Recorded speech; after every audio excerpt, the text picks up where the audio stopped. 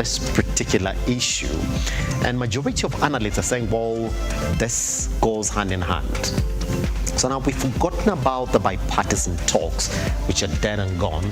Even as last Tuesday, there were members of the Kenya Kwanza coalition that were calling on the Azimio coalition to get back on the table for those negotiations. Now it's quite different. There is a developing matter here that we do all know. And right here at Lookuptv, this is what the editorial department called it. And I'll read the headline of that particular story. It is Truth Talks Disconnect.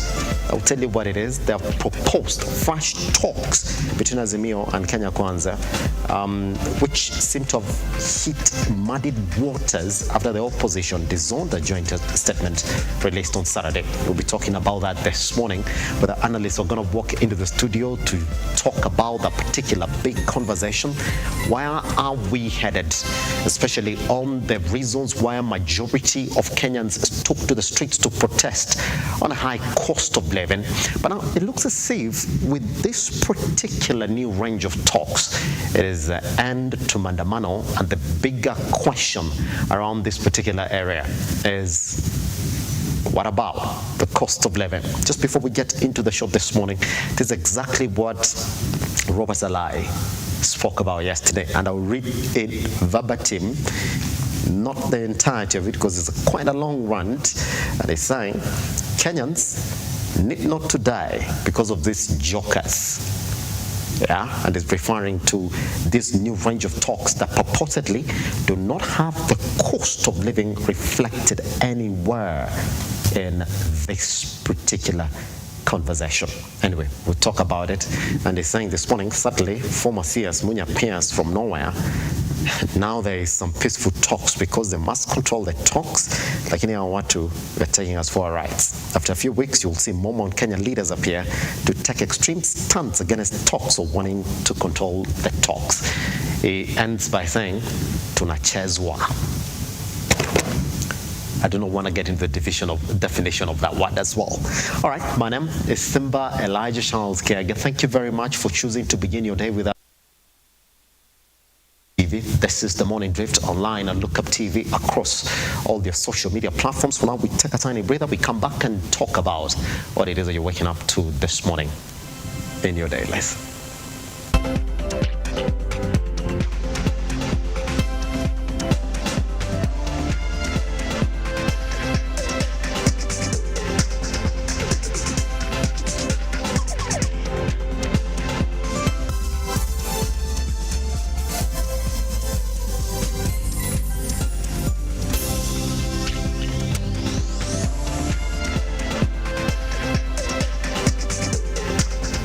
All right, welcome back.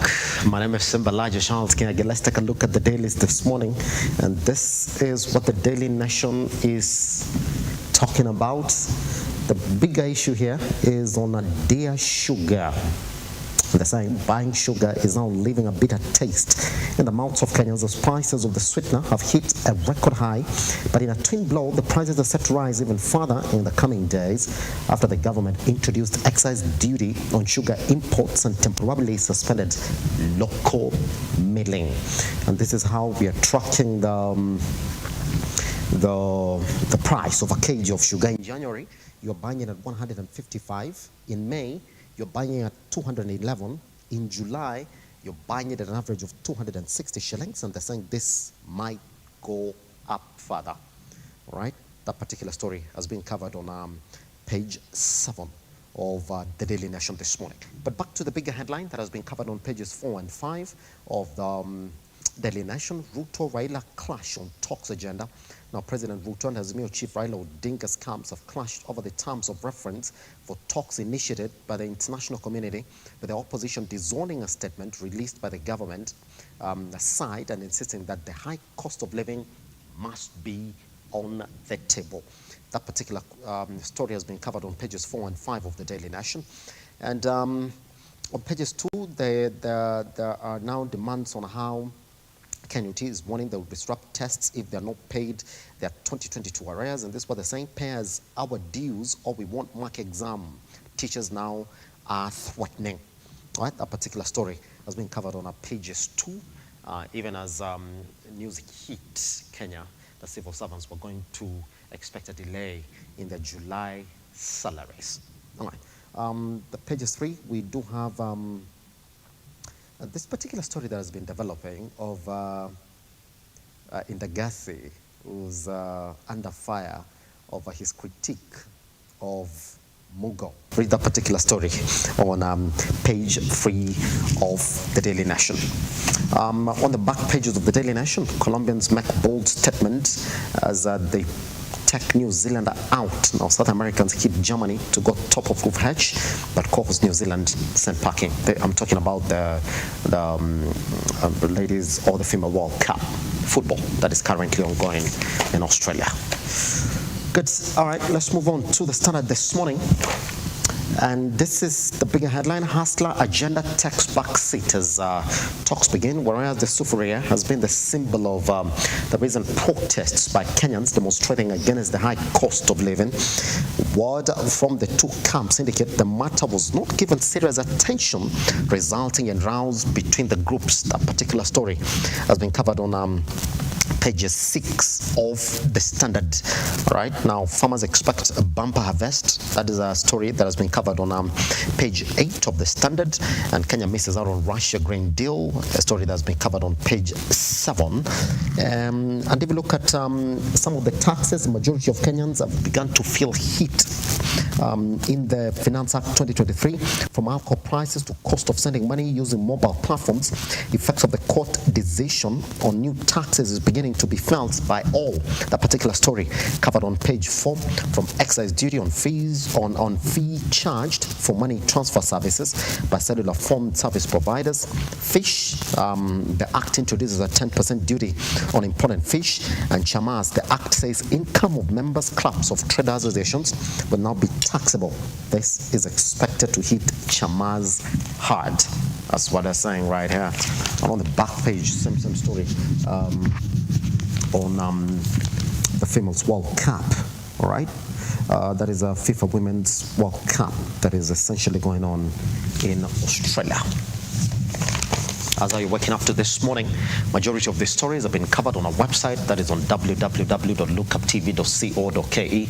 Now you do know exactly what you're going to meet once you wake up this morning. Good morning.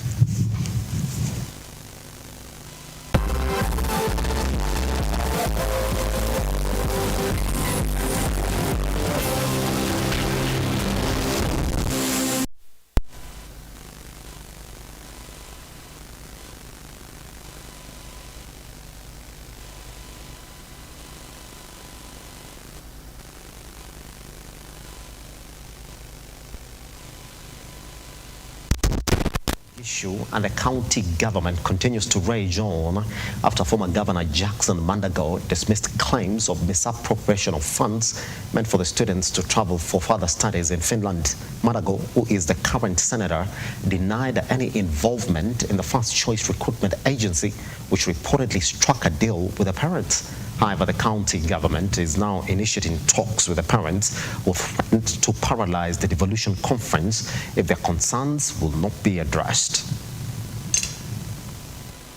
I want you to develop very keen interest. And probably we might need to supply you with a list of students, their names, so that you can go on Facebook. Just a month ago, one of the students who was being a lot of noise had a very elaborate birthday party in Stockholm. In fact, it's called Happy Birthday the King. One of the child who has been making a lot of noise, and I know the parents, unfortunately, and we know where they started. He's saying, my biggest problem now is that I never imagined I will always be driving to work. Now his biggest problem is he owns now a car. Sasa shida si how to go. Shida sasa ni kuendesha. You need to develop interest. How students who you say are suffering are having birthday parties in cruise ship.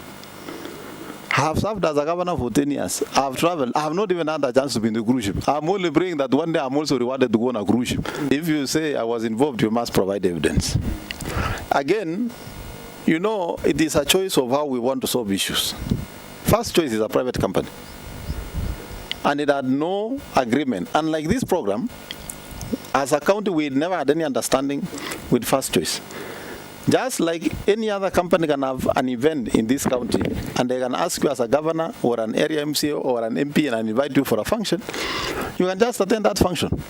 We are inviting individual parents for scheduled meetings as follows. On 3rd of August 2023, 9 a.m., we will be meeting the 322 parents, Fort Finland and Canada parents with arrears with students abroad. So we'll be meeting them at the municipality hall on 3rd.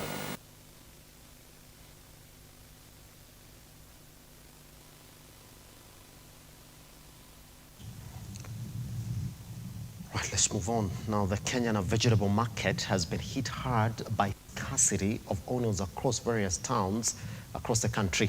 Over the past few weeks, the prices of onions have skyrocketed from 50 shillings per kilo to 150 shillings.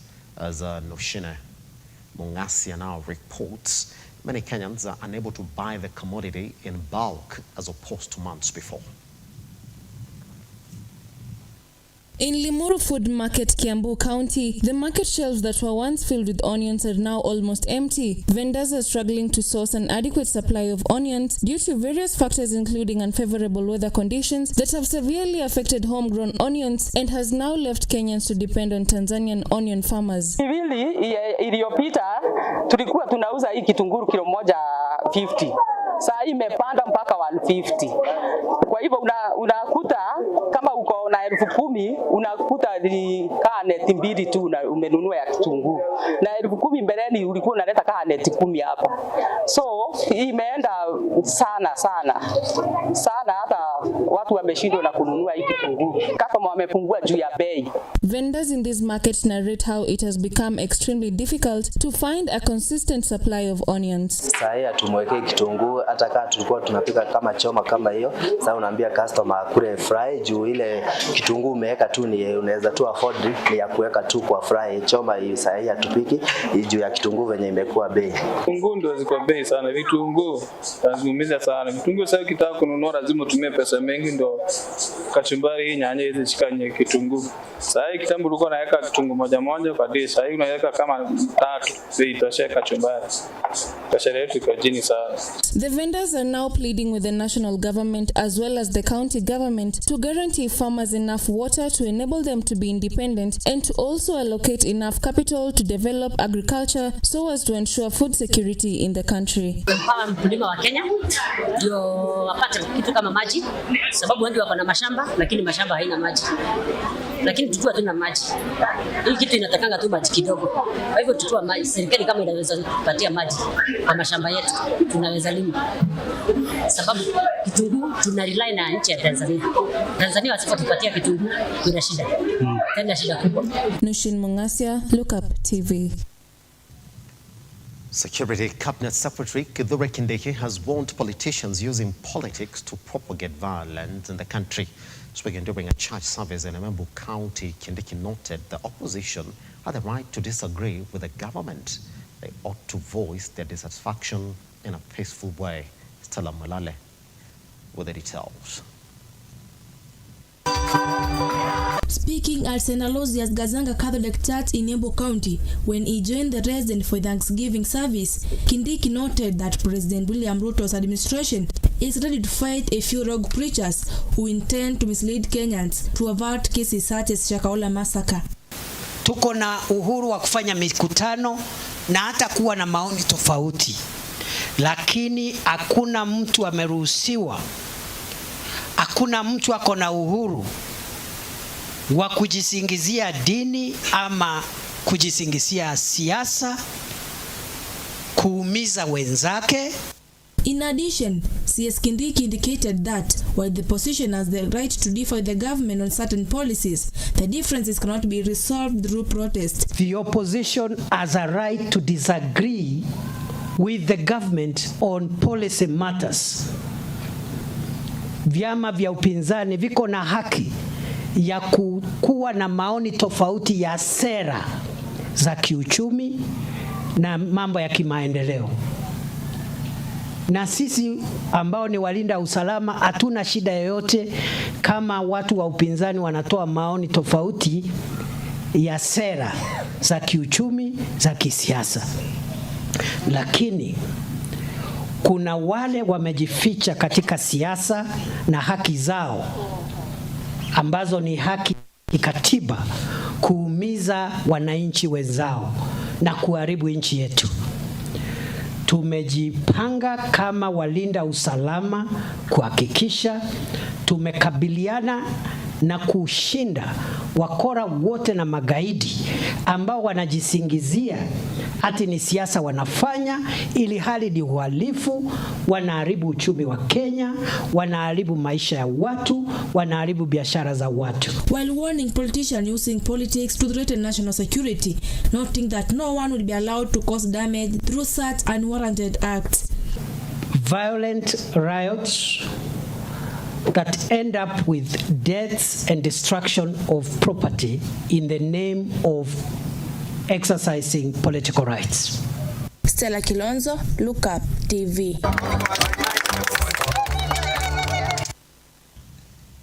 Deputy President Rigathi Gachagua, in a veiled attack at the opposition, has continued to defend the police amid concerns over the use of excessive force by the officers on the anti-government protesters. Gachagua further noted that the government will not reinstate the security details of key opposition leaders until they call their troops to order. I've heard you are going to have talks, well and good. But since I have not seen a commitment that you denounce violence and give Kenyans undertaking that you not go back to the streets, those policemen will stay on standby for now. If in the next 2-3 months you are of good behavior, there is no demonstration, there is no chaos, we shall return the men to you to guard you. Lakini saa hii haiwezekani, kwa sababu tunaweza warudi kwa hiyo maneno, si ndio? During this maandamano, stones were being demanded that for you to pass you must have a stone. I don't think those stones were for eating ama ya kupeleka sadaka kanisani. Hiyo mawe ilikuwa ya kupiga Wakenya wengine na ile kubwa ya kupiga polisi wetu. And I want to say from the alliance here, I want to commend our police officers and IG Kome and the very able leadership and strategic guidance of Professor Kithure Kindiki for the professional manner in which they handled that ugly situation. The policemen never went to anybody's home. You came with the stones and rocks to stone them. What did you expect them to do? You stone policemen? There is a saying, Kikwetu, I don't know whether it is here in the alliance, usitupe mawe polisi. So you know it. Utatupa mawe wapi? Police. And I want to ask our leaders to know that these policemen are also human beings and they are Kenyans. That police officer is somebody's husband. With the Azimio la Umoja, One Kenya Coalition Party and the Kenya Kwanza leadership reaching a consensus to allow dialogue following the anti-government demonstrations that will be mediated by former Nigerian President Olusegun Obasanjo. Today, on Your Opinion Matters, we sought the opinions of Kenyans on whether they think the talks will change the economic situation in the country. Let's take a look. For the peace of Kenya to be there, Raila has to be there because it's part and parcel. When we went to the last elections, you also had a very large percentage of Kenyans. Obasanjo can tie these two men together and then agree on how we share these positions in the government. We are not going for bei ya maisha. We are now going for power. Itatusaidia maybe kama vitu zitakuwa zimeteremshwa chini, bei ya vitu. lakini kama wataongea na vitu bado zikuwe tu vile bado vile ziko, hatutakuwa tumesaidika. Anatutetea na still bado anajitetea yeye mwenyewe, anacheza side zote mbili. Itakuwa mzuri juu pia hii maandamano inatumiza sio wengine, juu unapata kuna sisi wengine tunafanya kazi za hapa na pale, si kazi zenye za ofisi, unaona. So hii maandamano kikuja na tuharibia kazi, hatupati chakula. Mimi naona Raila kivyangu, Raila anajiongelea vitu zake, si atetee wananchi. Raila asiende huko ajipendekeza yeye mwenyewe, aende huko na aseme kinyalikuwa anasema watu rudi kwa barabara. Hiyo kinyalikuwa na aseme hiyo kitu na itendeke hivyo, isikuwe ameenda handshake alafu sisi mwenyewe tusaulike kama wananchi. Mmoja watu wengine atatusema hata Raila yenye mwenyewe aumii. Sasa ni sisi wananchi wa kawaida ndio tunaumia. So ingekuwa vizuri waongee, wapate vile wanaweza tatua hizo mashida. Kama ni kurudisha bei ya bidhaa chini, watu wasikie poa. Hawa jamaa hawezi kutusaidia. Wao wanapanga plani zao peke yao. Kwa hivyo mimi naona hata maandamano yenyewe haihusu hali ya maisha, kwa sababu kama ni hali ya maisha ilikuwa imeanza kitambo, hata ingeanza last year. Sio handshake pase, lakini tuseme kwa siasa, kila mtu ako kwa siasa kutafuta power, na power sio ya mtu. Kwa hivyo wakikubaliana apate pawa kidogo na Kenya iendelee mzuri, hakuna shida. Mimi nakwanga mlengo wa azimio, but kwa saa hii mahali imefika, naonelea ni vizuri Raila na the president wakae chini waone vile wataendesha the country, kwa sababu I think kuna ile kitu the opposition side Raila anaweza fanya yenye pia the government hawezi fanya, because I think kila mtu akona kuna ile kitu mtu anaweza fanya professionally than the other. So it's good they sit down and talk. Kinaona sana anatetea mwananchi, anatetea uchumi, na pia unaona kama tukiangalia president wamekuwa all through we've been following, wamekuwa kwa chama kimoja. So ni vizuri pia wakae chini wasikizane, kama kuna differences wakae pamoja, ndio kila mtu apate kitu yake. Kila mtu, even us, everybody want to be employed. Pia baba pia anataka pia kazi pia, na watu wake pia wanataka kazi. Baba atatetea wananchi. That one I know, because ukiangalia historia, he has liberated Kenya from far. So I know he's going to stand with the citizens. As the opposition coalition continued to insist on the cost of living being their priority ahead of the talks with the Kenya Kwanza counterparts, President William RUTO now says the cost of living will not be subjected to talks between the two political formations. As Ian Ketani now reports, RUTO noted that his administration has put measures in place in accordance with the manifesto in a bid to address the high cost of living. Just a day after both sides of the political divide issued a statement regarding truce talks to be officiated by former Nigerian President Olusegun Obasanjo, with Azimio Umoja insisting on the cost of living remaining a priority, President William RUTO has rubbished those claims, insisting that the cost of living will be addressed through the Kenya Kwanza manifesto. Naona viongozi wengine wanasema kwa ile maneno ambayo imesemekana itajadiliwa, wanauliza wapi mambo ya gharama ya maisha. Mimi nataka niwaeleze mambo ya gharama ya maisha iko kwa manifesto ya Kenya Kwanza. Pale ndio tuko na mpango mzima na maalum na tayari tunaitekeleza. Na gharama ya maisha haiwezi kutatuliwa vile wao wanapendekeza. Atifujo, maandamano, sufuria kwa kichwa, bei ya unga itabadilika namna gani, hata kwa dawa ama ukanga ama uchawi. Speaking during a church service in Kwale County, RUTO noted that his administration was keen on ensuring farmers were fully supported through provision of more subsidized fertilizers. Wakulima wetu tumewasajili, niliwaambia kazi yangu ni kupunguza gharama ya mbolea na kuhakikisha kwamba kuna mbegu. Mbolea tumeteremsha chini kutoka 7,000 mpaka 3,500. Nikiwa hapa Kwale na watangazia kuanza wiki ijayo tutateremsha tena ikuje chini kutoka 3,500 mpaka 2,500. Wakulima nao nasema wamefanya sehemu yao, kwa sababu kwa mara ya kwanza ile ardhi ambayo tunatumia kuzalisha chakula mwaka huu imeongezeka kwa ekari 1,200 kuhakikisha kwamba wakulima pia wanafanya sehemu yao. Mimi nawaambia wakulima wa Kenya pongezi.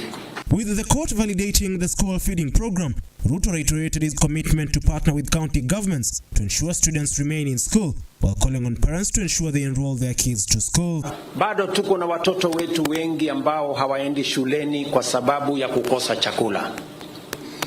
Na ndio sababu katika budget hii tumeweka bilioni 5 kuhakikisha kwamba watoto milioni 4 wa Kenya wataenda shuleni na watapata chakula shuleni. Na nimesema ya kwamba kwa wale counties ambao wako tayari kushirikiana na sisi katika hiyo school feeding program, we are going to make sure that for every shilling you put in school feeding, we will put and give you a shilling so that we can co-fund school feeding. Days after the Court of Appeal lifted conservatory orders on the implementation of the Finance Act, President Ruto continues to insist on development projects being funded by taxpayers as opposed to borrowing to fund the said projects. Tulikuwa na matatizo ya mambo ya madeni, na niliwaeleza ya kwamba hatutaendelea kuwa nchi ambayo ni ombaomba. Kushoto tunaomba, kulia tunaomba, mbele tunaomba, nyuma tunaomba, juu tunaomba, chini tunaomba. Hatutakuwa nchi ya aibu kiasi hiyo.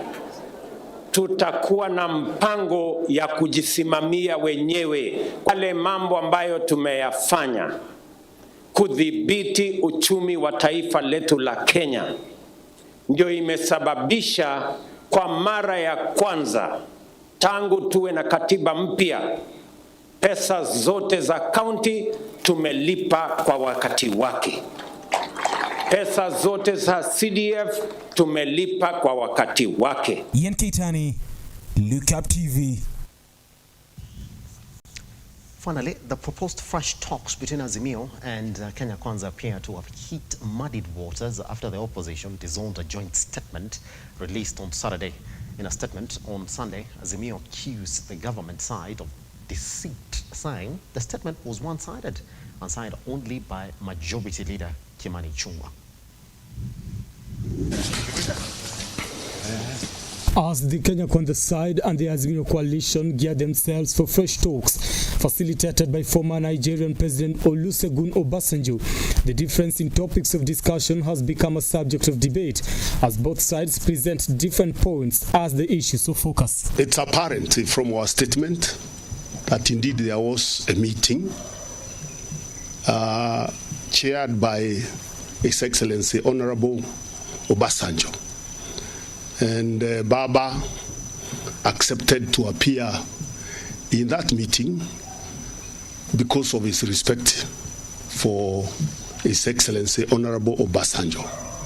And as we have pointed out very clearly in our statement, that meeting did not conclude on any issues. It was a meeting to agree on when to hold talks and how to hold the talks. So there were no issues canvassed there and agreed. On Sunday, Azimio came out to distance themselves from a statement issued by Majority Leader Kimani Ichung'wah, purporting to be a joint statement of the two political factions. Yesterday, Kenya Kwanza released a one-sided statement signed by Honorable Kimani Ichung'wah that they claimed to incorporate our views. We disowned the statement by Honorable Ichung'wah. Azimio had nothing to do with it. On Saturday, Ichung'wah issued a statement saying the talks will focus on the reconstitution of IEBC, implementation of 2/3 gender rule, the entrenchment of Constituency Development Fund, establishment and entrenchment of Office of the Leader of Opposition, and embedment of the Office of Prime Cabinet Secretary. It is our position that no party to these negotiations can and should determine for the other party what to raise and what not to raise. We will respect Kenya Kwanza's right to bring all its issues to the table, and they must also respect ours. Azimio coalition has maintained that the cost of living is at the center of the talks.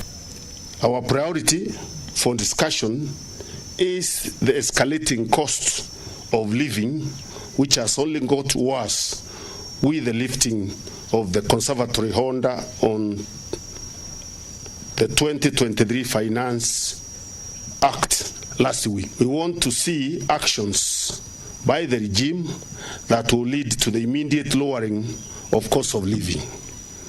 It is our position that this issue does not require any discussion, but policy or action by the Kenya Kwanza government. Negotiations must therefore include the repeal of the oppressive, cruel, and insensitive Finance Act 2023. The issue of inclusivity is also on the table for Azimio as they ready themselves for the talks. Negotiations must include the issue of inclusivity. Kenya Kwanza must be made to disown and disavow the illegal, unconstitutional, and divisive efforts to turn Kenya into a private company that hires only those who voted for Kenya Kwanza. Azimio also maintains that despite the talks going on, they will continue engaging with Kenyans through assemblies. The coalition has also accused the Kenya Kwanza side of trying to downplay the presence of Obasanjo in the country to facilitate mediation, as President RUTO acknowledges having had a meeting with the opposition chief. They denied the presence of President Suluhu here a few weeks ago, and now they want to deny the presence of His Excellency Obasanjo. Azimio also will table audit of 2022 elections and the bipartisan reconstitution of IEBC and respect for autonomy and independence of political parties. The coalition also said they will bring to the table the issue of accountability and responsibility for the brutality and abuse of human rights of protesters. That particular story right there is what is going to form the back end of our conversation this morning, just where we are as a country. Now, there's mere coalition is saying, well, those particular statements that have been released by Majority Leader Kimani Ichung'wah, we do not stand by them because they are concerned that the cost of living is not part of those particular concerns. Now, where does it go from here? Because the question this morning is this new shift in this particular talks, which now we do understand are going to take place. What is the end game? Because if I read for you what they're talking about, the one IEBC, which has always been there, the 2/3 gender rules, a new one, entrenchment of CDF, a new one, and the leader of opposition office, a new one as well, and the embedment of the office of the prime CS, a new one in this. Now, according to the Azimio coalition, they're saying, well, the cost of living is not here, so we will not get into those conversations. We want you to be sincere. Once we come back then, we shall be weighing in with Eric Mungai, who is joining us in the studio shortly then, so we can get to talk about the state of politics in the country. What next in these negotiations once we come back?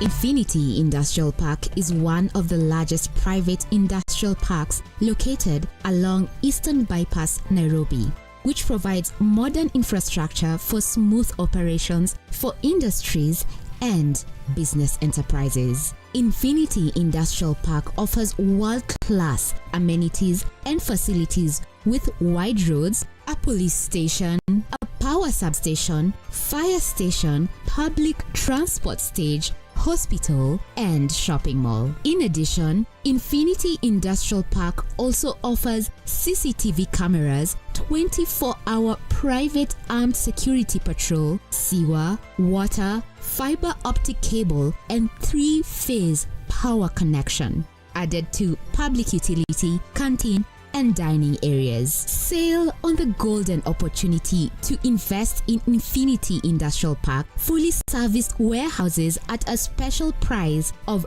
3,569 Kenyan shillings per square foot. For more inquiries, visit our website infinityindustrialpark.com.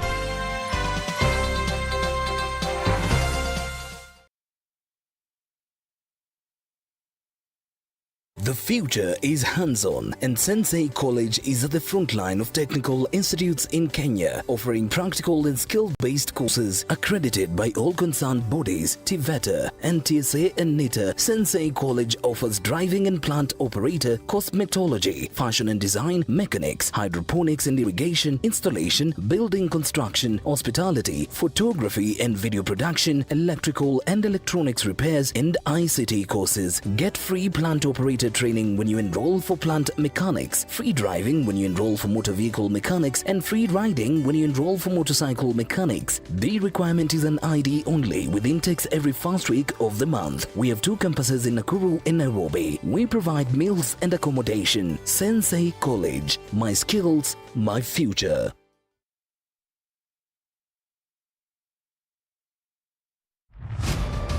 As the night falls, we come to life to bring you a comprehensive broadcast from the numerous events happening across our 47 counties. When it breaks, it matters, and each story is important. If it's Thursday, join me, Nancy Lima, and my able panelists as we break down the law jargons and analyze the Constitution in a way only you can understand. The news cycle never stops, neither does time. We cover each and every sector and present to you factual and accurate occurrences. This is where facts win the day. Join me, Nancy Lima, Ian Keitani, Tuesday, every Wednesday, Thursday, as from 9 p.m. on The Insight, only on Lookuptv.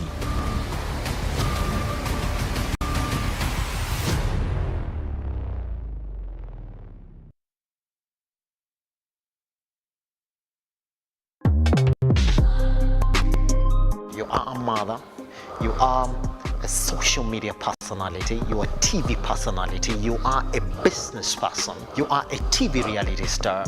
What best describes you, Lisa, today? What I would like to be is an inspiration, especially to the young women today in Kenya who are growing up, who somehow are lost. You go by the nickname Mama Chui. Mama Chui. Hiyo ni kweli. I wore a lot of leopard print, and my fellow cast members started calling me really every day, Mama Chui, Mama Chui. So it became Mama Chui as my nickname, which I love. Lisa Christopherson.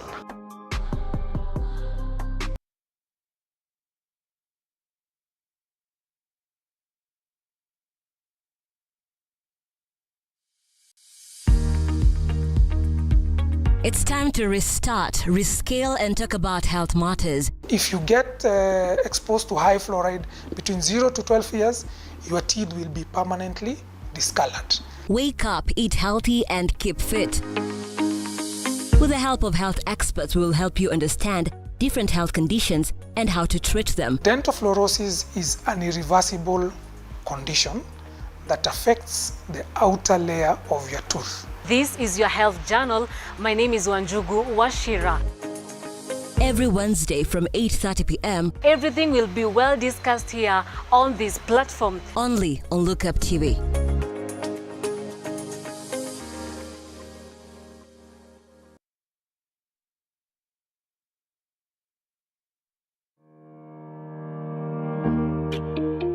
Hi, and welcome to Tujenge Home.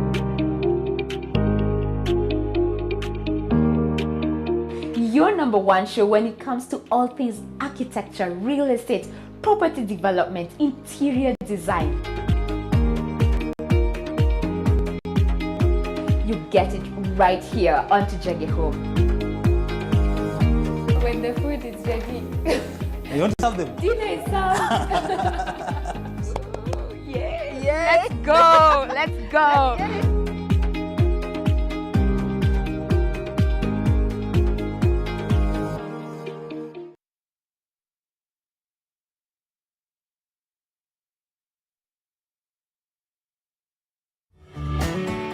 beautiful, wonderful, glorious. We are having the show that we share entitled Shepherd Voice. I'm waiting for you to get me to Kenya. That's what I'm waiting for you. God is the source of every blessings that flow into your life. And I know that God is going to bless you and to do a new thing. Pray, pray, pray, pray, pray.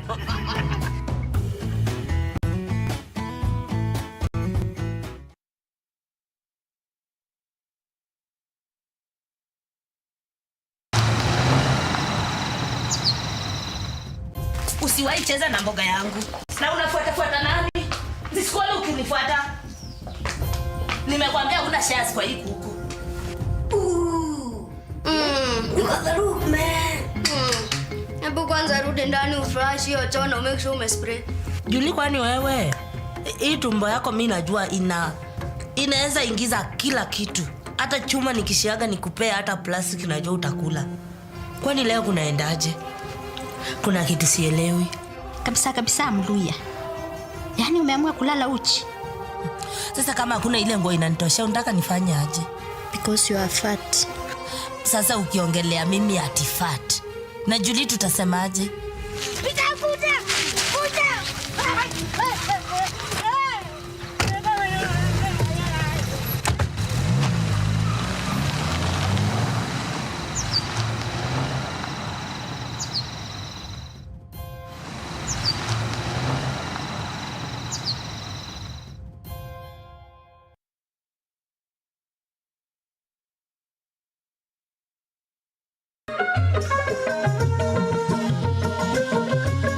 Karibu mtazamaji kwenye kipindi cha jamii na itikadi.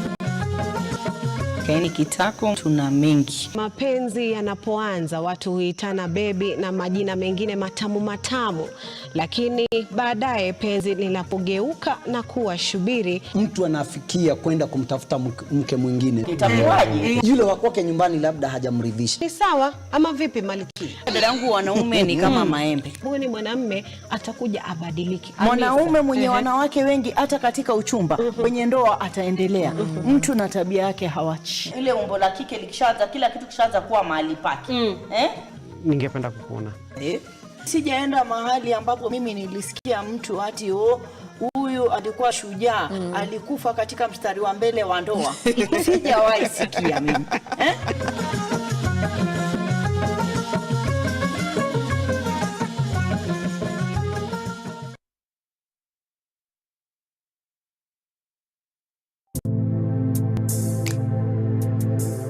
Praise the Lord and Bwana Yesu asifiwe sana. My name is Pastor Joseph. I'm from a ministry called Reconcilers World. God gives strength to the weary. I am, Jesus is speaking. He says, I am the door. Then he says, anyone who enters in through me will be saved. The Lord is my shepherd or shepherd. Then he says, I will always have everything I need. God desires to guide you. He's telling you that this day, don't just trust the Lord, but he's telling you, trust the Lord widely.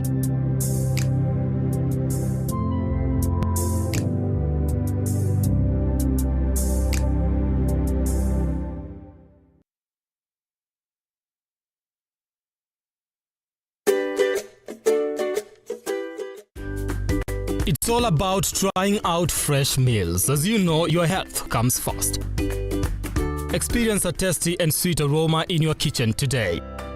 It's not just about cooking, but also having fun, interesting conversations, keeping it professional,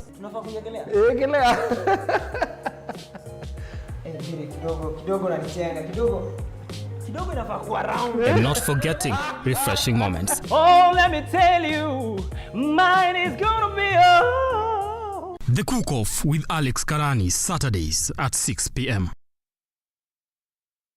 Are you a junior secondary school, a college, a TVET institution or a university, and you want to advertise your intake?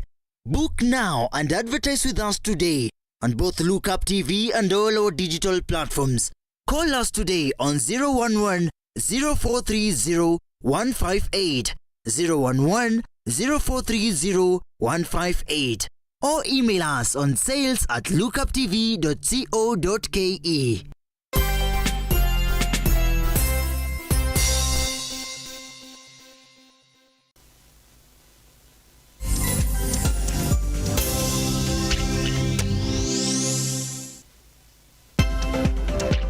Welcome back to the Morning Drift. My name is Simba Kiage. Here's the thing, we have to apologize, and probably we do expect an official statement from Eric Ragalo this morning on why he didn't come on the show. I do not know why. And we are speculating here this morning with one Eric Mungai on why Ragalo didn't make it.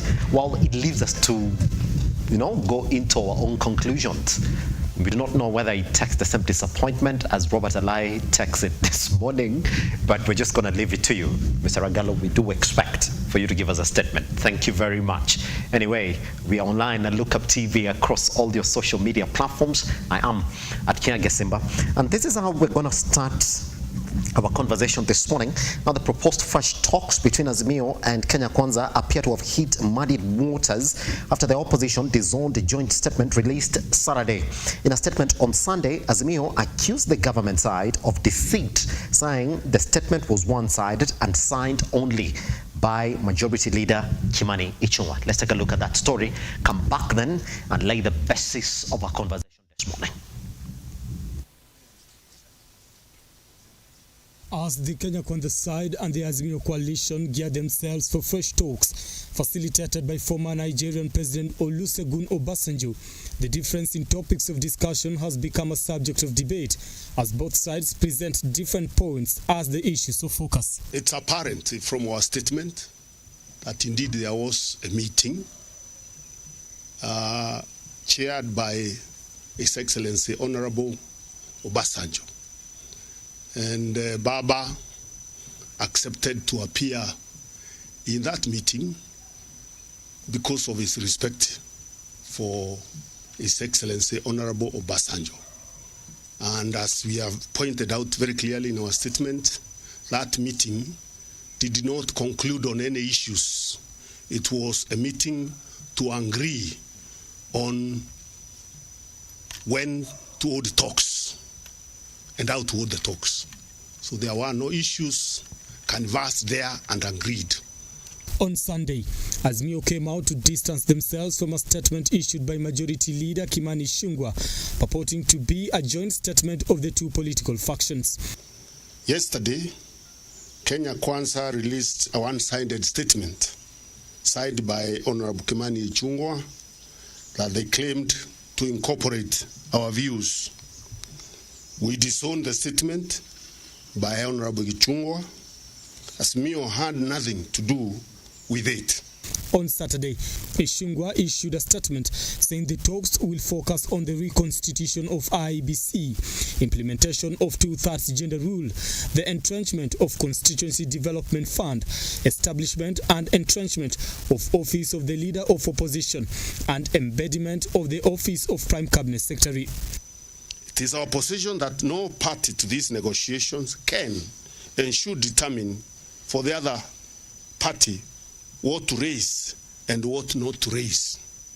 We will respect Kenya Kwanza's right to bring all its issues to the table, and they must also respect ours. Azimio coalition has maintained that the cost of living is at the center of the talks. Our priority for discussion is the escalating costs of living, which has only got worse with the lifting of the conservatory order on the 2023 Finance Act last week. We want to see actions by the regime that will lead to the immediate lowering of cost of living. Now, that's exactly how it's supposed to be. Now, this is what Dr. Boni Kalwala is saying. Amewachwa kwa mataa. That is according to Robert to responding clearly. I was responding to Robert Alai. Anyway, we're going to continue doing that. Now, let's open up this particular conversation then this morning, and this is what they're saying. We have therefore agreed to establish a committee of 10 composed of 5 members, each from the Azimio la Umoja and Kenya Kwanza, as follows: 4 members from outside Parliament, 2 from each side, the leaders of majority and minority from the National Assembly, and 4 additional members of Parliament, 2 from each side. Good, let's begin on where this conflict is. They are not saying that there wasn't a meeting, they're saying that there was a meeting. That the meeting then came up with the idea, let's propose a 10-member committee that's going to discuss these particular issues that are on the table. So forget the bipartisan talks. We're not going to get back there. Now the conflict is that indeed it's only Kimani Ichung'wa's signature that is on that particular document, and the bigger one that they've been fighting for on the cost of living is not on that particular document. That is where the conflict is. Eric. Thank you, Simba. It's always good to sit with a lion on a Monday morning. by the way, Ragalo should say why he's not here today. I don't. The heat is too much, and you know what they say: if the heat is too much, you get out of the kitchen. You know what somebody said at the gallery. Cost of living, document. So he didn't have any reason to. He has joined the band of whiners such as Robert Alai and Babu Owino. I tell you, if you ever see a tortoise on the table and you are not the one who has put it on the table, just know the tortoise has an owner. And it is good that Ragalo and Robert Alai and Babu Owino are discovering that the owner of the tortoise has come for it. And their demands might not be what they pretended to be. Yeah. Welcome our viewer. It's a good Monday morning. We've had quite an interesting week. Before I come to your question, we've lost Professor Michelle, and we tunasema pole sana to the family and the larger academic community. It's also last week when we had the cyber attacks. Somebody said the Azimio team sent bots. You know, they've been sending people to riot.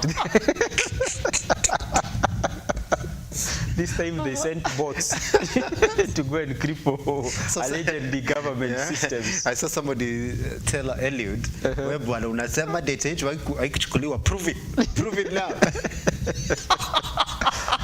And so somebody say, I don't understand why my best balance is this low.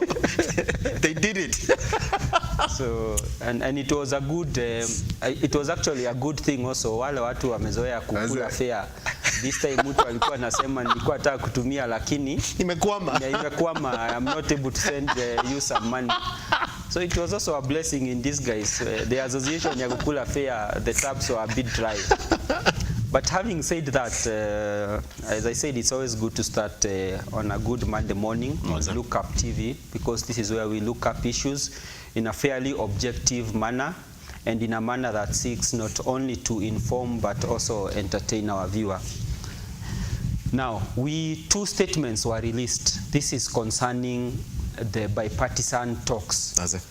One of the things I have discovered this weekend is that sometimes we take William for granted, that is His Excellency the President, but he's a very shrewd politician. Now, you remember in the first bipartisan talks, he drafted a team which even Azimio said was a pack of jokers. You remember even him sending a member of Jubilee as part of the team. And typically they moved along, they agreed, they disagreed, and we saw nothing much come out of. The talks were abandoned fairly at the last minute. Now there was, towards Saturday, a revelation that there was a meeting involving the former president of Nigeria, Obasanjo. And within 1 hour, I remember during that night, the leader of majority, Kimani Ichung'wa, very brilliant character, released a statement, signed a joint statement. He's the only person who has signed on his statement concerning the issues that they agreed. And then within a span of a few minutes, Opiyo Wandayi also released a statement. Now, as someone who is very interested in reading what people put up, I compared the two statements, and they were similar word in word, except for the issues that were supposed to be discussed. Now, in Azimio's communique, they have been pushing, you could see they have been pushing for an international mediator, and so they opted to put that in their communication with regarding the mediation by the former president of Nigeria. So that was a standing point for them. And I believe it was meant to placate their supporters. Now, secondly, they omitted, quite curiously, the agendas of discussion. They just said, they just enumerated, so in terms of both letters, there is similarity in terms of the composition of the committee. But what Azimio clearly leaves out is the agenda, and this is where the leader of majority cleverly picks it up. And so he puts the agendas into perspective. Now, what is my opinion on the same? My opinion is that it is actually, my gut feeling is that those issues are the issues they agreed upon, and that is why Azimio decided to leave out that agenda, because they knew there was going to be public backlash. So the easiest thing for a politician is to wait. You wait and listen to the public opinion. What is the public saying? Then you come out strongly and deny that that is what you actually agreed, which is what they have done based on the press briefing. But if you ask me, in my opinion, whatever it is in the communique of Kenya Kwanza in terms of the agenda, because the letters are basically the same. Yes. It's only that one has an omission of the agenda and one has the agenda. Now, you need to ask yourself, why did Azimio omit their agenda in their communique in the first place, given that the joint statement looks similar word by word?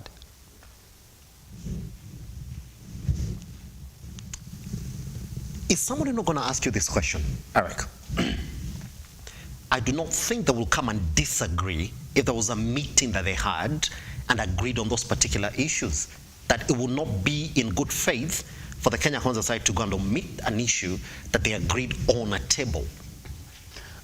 No, the thing is, my opinion on the communique by Azimio vis-a-vis the one issued by the majority leader Kimani Ichung'wah on behalf of Kenya Kwanza, the issue primarily is, why did Azimio leave out the agenda items? For instance, if the cost of living was an agenda in their brief, nothing stopped them from putting that as part of the agendas that they discussed. But the fact that the absence of the agenda was loud enough, it tells you that Azimio were afraid of the backlash that they would face from their supporters, given that most of their supporters have died on the streets fighting over the cost of living. We have had many properties destroyed, again based on the cost of living. Now, if the cost of living is missing on the agenda, then it sort of spooks the supporters, and you need to placate them. So the easiest thing to do is first keep silent, listen to the public opinion, then offer a retraction immediately. And that is what Azimio have gone ahead and done. Because at the end of the day, if Azimio are genuine and they want us to believe the cost of living was on the agenda item, the best thing they would have done is to say in their communique that, one, we did not agree on any agenda. Okay? That is also part of communication. Or, in absence, they would have listed the agenda with the cost of living as part of the points of discussion. Then now the argument would have been different. But what they chose to do was to omit the agenda altogether, wait for the public opinion on matters regarding the bipartisan talks, then come out and offer a retraction, which is typically what I would do if I was a coward, typically. without calling them cowards, because I have not called them cowards. Yes, because, I have said it is what I would do if I was a coward. Because they've actually said we're not going to go and proceed with those talks if indeed they do not essentially then include the cost of living as part of the agenda that's going to be on that table. So again, they're telling you we ain't going to do that until you include that particular agenda. So aren't you reading that maybe now somebody from the Kenya Kwanza side also played foul? And when you look at that particular statement that was signed by Kimani Ichung'wah, they're also saying, well, how is it possible that even did we do, and they're not saying that we did not agree. They're saying that there was a meeting, and part of what we discussed was this. How is it possible then that Kimani Ichung'wah did not call the Kenya Kwanza side to append signatures on that particular document? They were also saying, well, see, we've not signed it. It's true they have not signed Ichung'wah's document, but equally Ichung'wah has not signed their document. That's it. Okay. But so my argument is this. The document is in response to Kimani Ichung'wah's document, isn't it? My argument is this, and this is what I put forward. Yes. There is no denial that there was a consensus to have bipartisan talks. No one is denying there was behind the scenes negotiation, okay? And that is why I'm saying, if you look at both letters word by word, they are similar. So it tells you the author of both documents is the same person, okay? If you look at the preamble of both documents, one, they condemn the violent demonstrations that have been there and loss of life and property. If you look at word by word, then that document is similar in nature. Yes. The only point of divergence is that one team goes ahead to include the agenda and the other team goes ahead to omit the agenda altogether. And this is my argument. If Azimio are truly genuine, they would have stated in their letter that in the purported meeting there was no discussion about the agenda, which is acceptable because sometimes you can meet to agree. First, let us condemn violence, and it is okay. Then secondly, let us move into the agenda points. But what we are finding here is that Azimio chose to be quiet altogether. Yes. And I put forward a theory that the reason why they were quiet is because they knew the agendas they agreed, because all along I suspect it had nothing to do with the common man. In fact, the Standard newspaper aptly captures it today, that hustler agenda takes backseat as talks begin.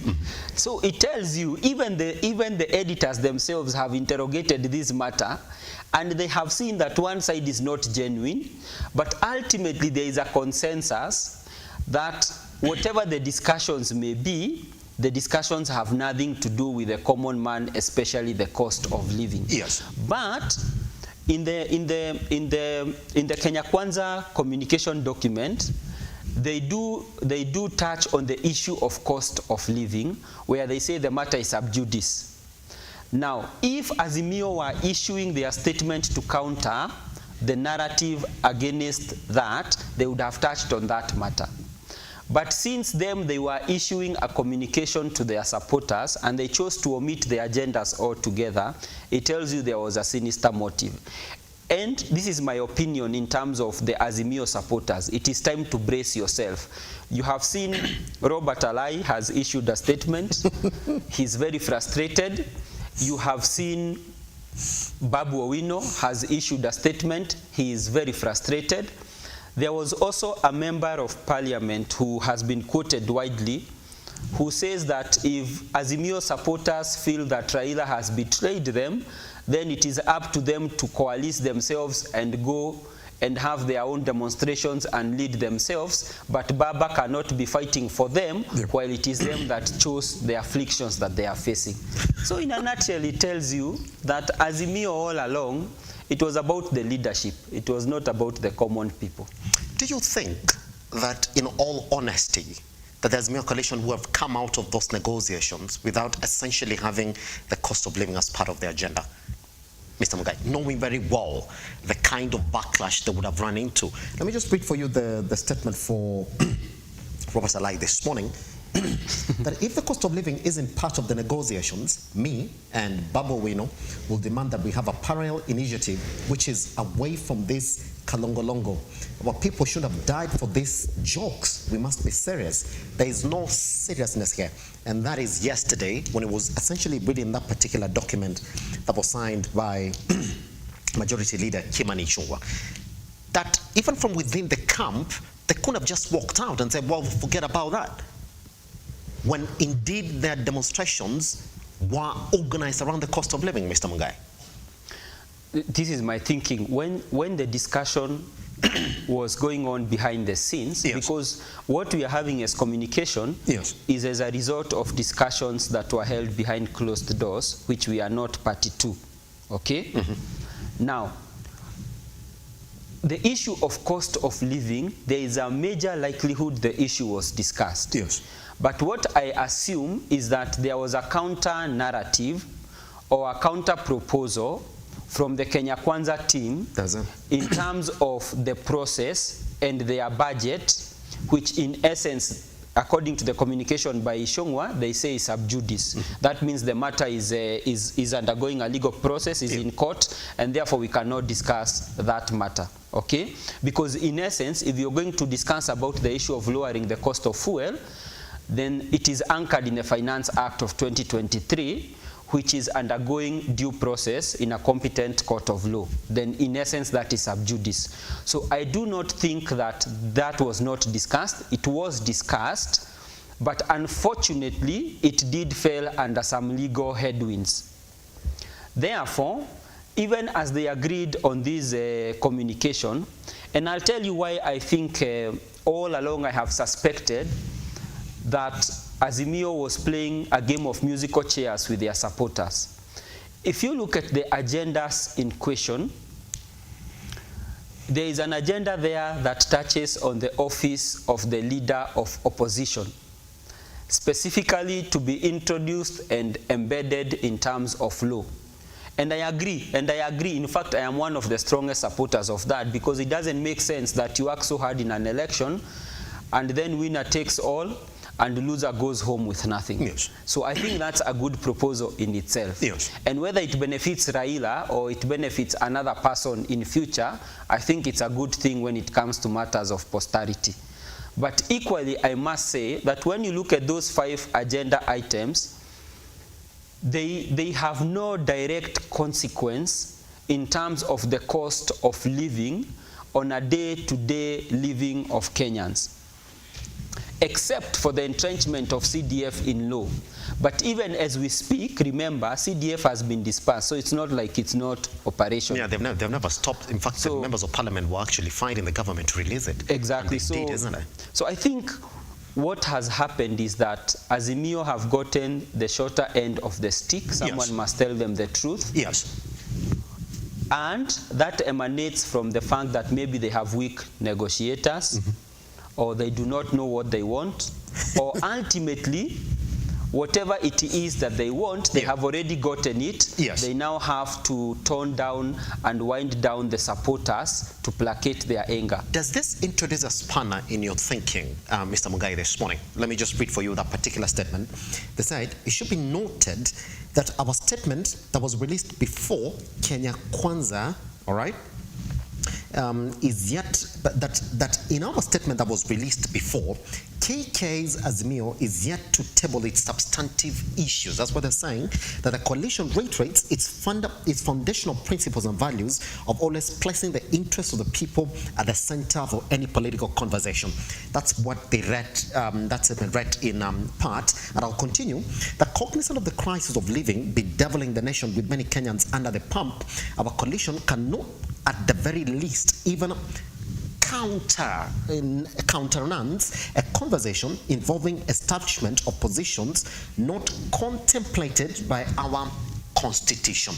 So they're saying, we agreed we're going to talk. That's, I'm just going to interpret. It's okay. We agreed that we're going to talk and essentially come to an agreement. And before we could then table our final issues, a statement came out. If you have driven to Mombasa, sometimes you drive along a trailer, behind a trailer or a lorry, and at the back there is usually a flap that has some methali or some wise saying. And one of those that interests me is ukichengwa kubali. And I think and I think it is. You should have used the one for Boni Kalole, mumewacho kwa mata. Mumewacho kwa mata na ukichengwa kubali. I think this one is a tactical defeat and is a blow to Azimio.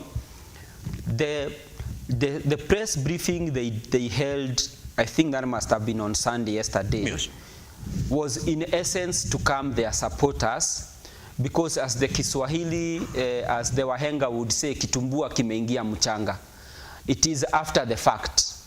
And therefore, it bears no consequence except to the Azimio supporter, who must be kept glued to the screen to watch the entertainment circus. But in terms of substance, the press briefing is really of no consequence. It is a matter of just collecting the pieces. Yes, pretty much. We're going to come back with the other parts on essentially what they said. This is what they said, by the way, once we come back, that we owe it to Kenyans to engage, and listen, Mr. Mungai, honestly, transparently, and guided by uttermost good faith to find lasting solutions to the crisis in this country. So they've said... Please read that statement again when we come back. That's it. Because according to them, whatever it is we were telling you as to why we're in the streets is going to be essentially what's going to guide this particular conversation. As I said, by uttermost faith and with honesty. So once we come back then, is that the Azimio side saying the likes of Robert Salai and Babu Wino should not be complaining this morning, because they're saying we're going to get back with honesty. And the faith that the Kenyans put in us is essentially going to be pushed to the end. Once we come back right here on The Morning Drift.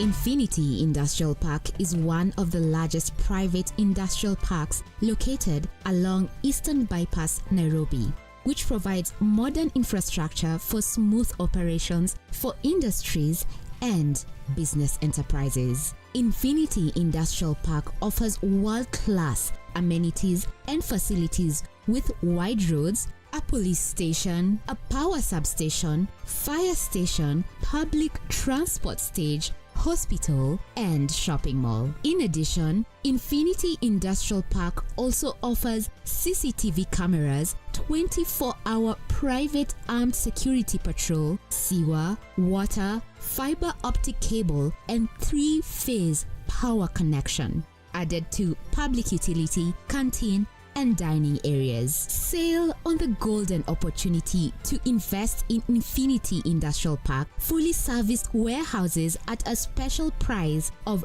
3,569 Kenyan shillings per square foot. For more inquiries, visit our website infinityindustrialpark.com.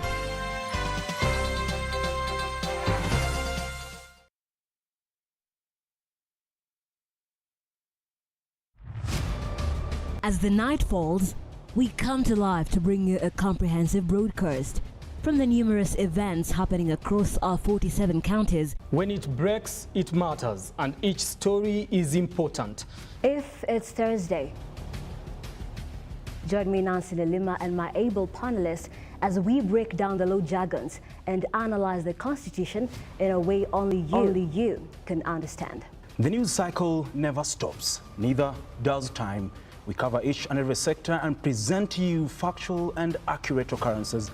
This is where facts win the day. Join me, Nancy Lima, Ian Keitani, Tuesday, every Wednesday, Thursday, as from 9 p.m. on The Insight, only on Lookuptv.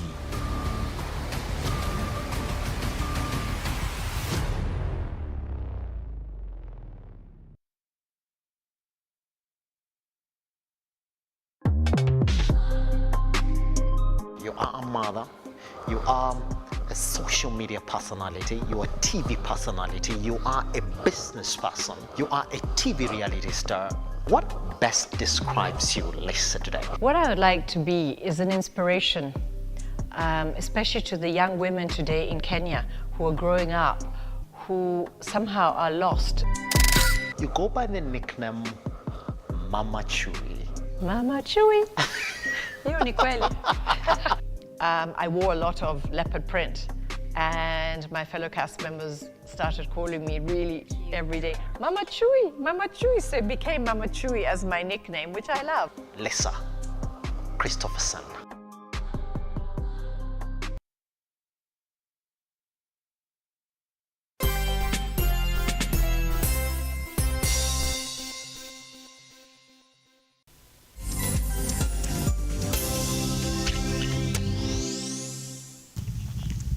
Oh, well, welcome back to the Morning Drift. And just before I go back and read that particular statement for Mr. Mugai just to come back and react to it. Now, there's a man who has always been steadfast in exactly how the country should be approaching these negotiations that the opposition has been calling for, and that is President Dr. William Ruto. Just before this particular announcement then from the Kenya Kwanza government on these talks that are going to be mediated by former president for Nigeria, Obasanjo, the president was on court last week saying, well, you can't be the mediator when you've already chosen a side. I was speaking to one, Uhuru Kenyatta.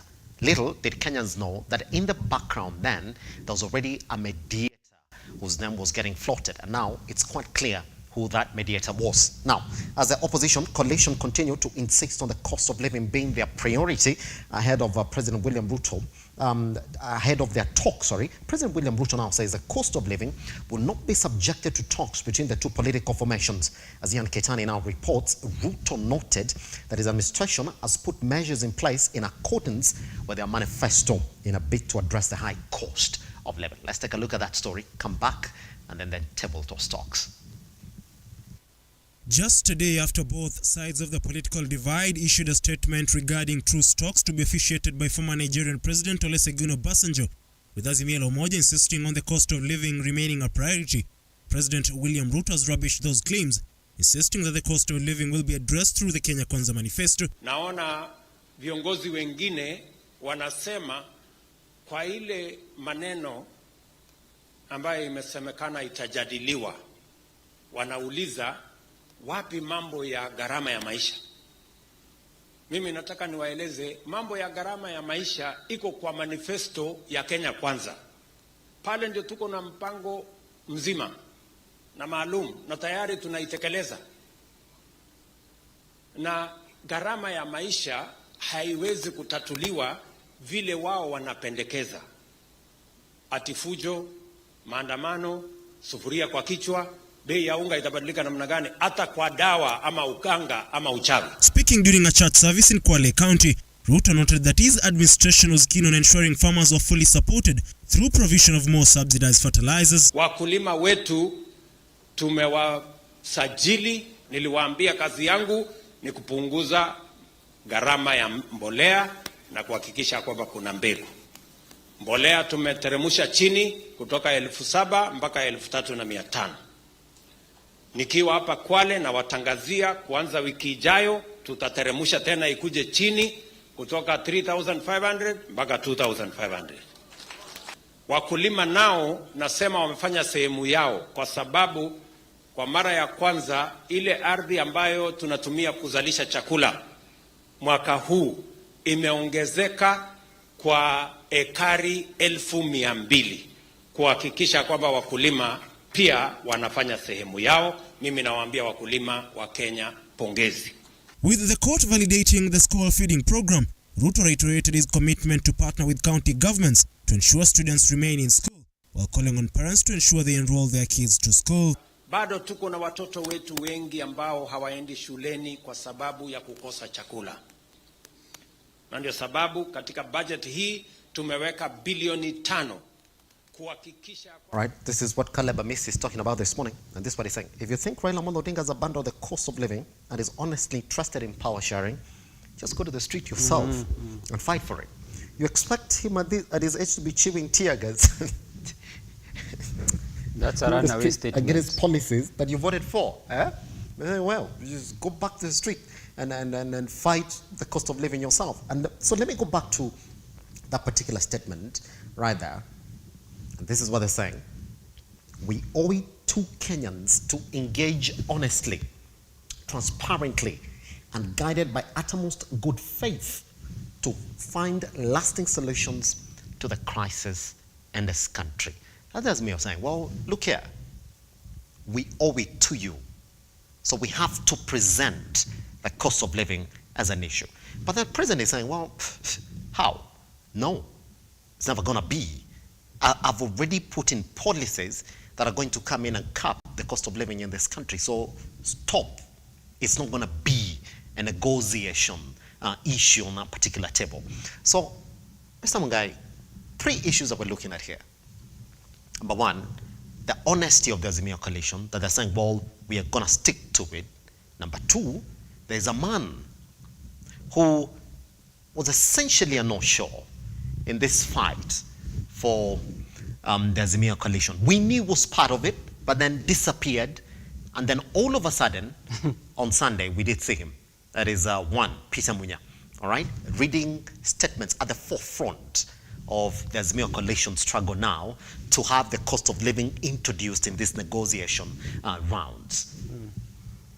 When you read that, is that already a stalemate? And could you start by digging deep into what this statement means? Because you say, well, for you, you read what they put out. You know, we must tell the nation the truth. And the first truth is that the word honesty, the word transparency, and the word azimio cannot coexist in the same statement. For either of those 2 words, honesty, transparency, and utmost good faith, are not words that can coexist in the same environment as azimio. They are like water and oil. One either must be on top of the other, or one must be below the other, but they are not miscible. That's the first point. That's the first point I would want to make. Why? Because we have seen consequently that what we thought was the substantive agenda has morphed over time. Remember, when we started the discussion on the cost of living, the initial discussion was open the server, if you recall correctly. It would appear for some reason either the server was opened or the server was unavailable.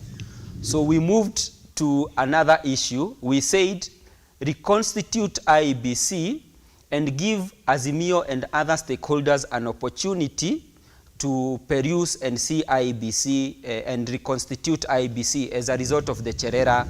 You remember the Cherera 4 who underwent some legal process, some resigned, some decided to go through the tribunal. Then the issue metamorphosized again from IEBC. It's sort of, you're just throwing things at the wall and trying to see which one will stick. So finally we metamorphosized to cost of living. Now the communique is telling us that even the cost of living is not the major issue. Now we have gone back to reconstituting the IEBC. Now for you to reconstitute the IEBC, it is not the Kenyan man who is going to be president really. The possible candidate who is going to be president is Right Honorable Raila Odinga, who will then vie in 2027. And that is why I insist that the word honesty and the word transparency. Let me give you an example concerning the word transparency.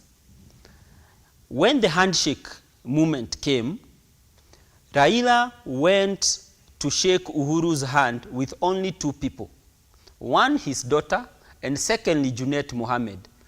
Kalonzo Musyoka and myself, okay, and Musalia Mudavadi, they were watching on TV as the rest of Kenyans were watching while Raila was doing the handshake. Now, how transparent is that?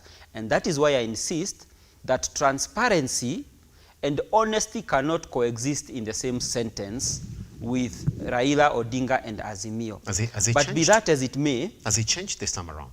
There is no way a hyena can. You know, a cheetah will always have spots. A hyena will always scavenge.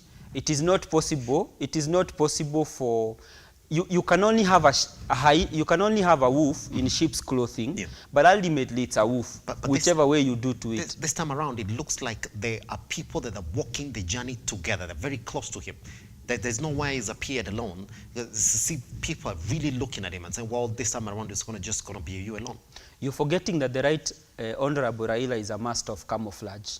You recall very correctly that when he was swallowed by the Jogoo, when Tinga was swallowed by the Jogoo, he came as this guy who was offering solutions. In essence, what happened is that the Tinga removed a lot of fumes into the system of Jogoo until the Jogoo itself could not survive anymore. If you recall, fast forward in 2002, Raila Amolo Odinga was seated allegedly in a hotel. That time Intercontinental Hotel had not faced the wars it faces today. And that time, Nyachae and Raila were having morning breakfast with the promise that Raila would endorse Nyachae to become the president of Kenya. Now, Raila excused himself to go to the washroom. The next thing Nyachae was watching on TV is Raila in Uhuru Park saying Kibaki Tosha, if you recall correctly. It's a particular story. So, Raila is a master of camouflage. He might appear that he's going this way, but tomorrow you will find him this way. How difficult does Kalonzo make it this time around for him and Mother Karua, for him to do that? You see, in my opinion, Kalonzo and Mother are means to an end for Raila. In fact, if Kalonzo and Mother are serious, they need to assert themselves in that coalition. Remember, and I'll tell you why it's not possible to be a friend of Azimio. You remember a lady called Sabina Chege? Yes. When Sabina Chege was in Azimio, there were even talks of getting her a partner from ODM rich zones, because in essence she had become their daughter and they were willing to betroth her to the Lake region. They were very friendly to her and they really loved her. Now when she moved over the other side, in essence Sabina Chege became the devil's incarnate. And I put it to you that Mother Karua is also headed in the same direction, were she to assert herself squarely, which she needs to do in Azimio. And I'll tell you even why she needs to assert herself. We have seen the reemergence of Munya. Now, if you're a politician, you need to ask yourself, Munya has not put sufuria on his head. Munya does not know the taste of tear gas. Munya has been sipping tea in 5-star hotels and enjoying life as if nothing was happening. We did not see Munya championing for lowering of the cost of living. But yesterday, surprisingly, you know, this is sort of like abracadabra. You know how magicians make a wand and someone appears. Yesterday, coincidentally, and I say coincidentally in quotes, we saw the emergence of Munya. Now the question is this: where did Munya come from to read such a heavy statement, where else we've had the likes of Kioni getting tear gassed on the road, we've had the likes of Mother Karua, we've had bodyguards withdrawn from Kalonzo Musyoka and Raila Odinga. Where has Munya all of a sudden come from and taken the center stage? And I'll tell you where Munya has come from. If you want to know where Munya has come from, you must go back to the church service that Azimio held in honor of the fallen victims. Now, in that case is when we saw Uhuru has appeared 2 times in public. One, when it was alleged that his son had more than 30 firearms. That is the first time we saw Uhuru in public. The second time is when he called media editors to his house and gave his side of the story. That was the second time. The third time, we saw him at the church service, despite him denying that he was part of Azimio and part of their funding. But curiously now that Obasanjo is around and there appears there might be a cake on the way, we have seen Munya.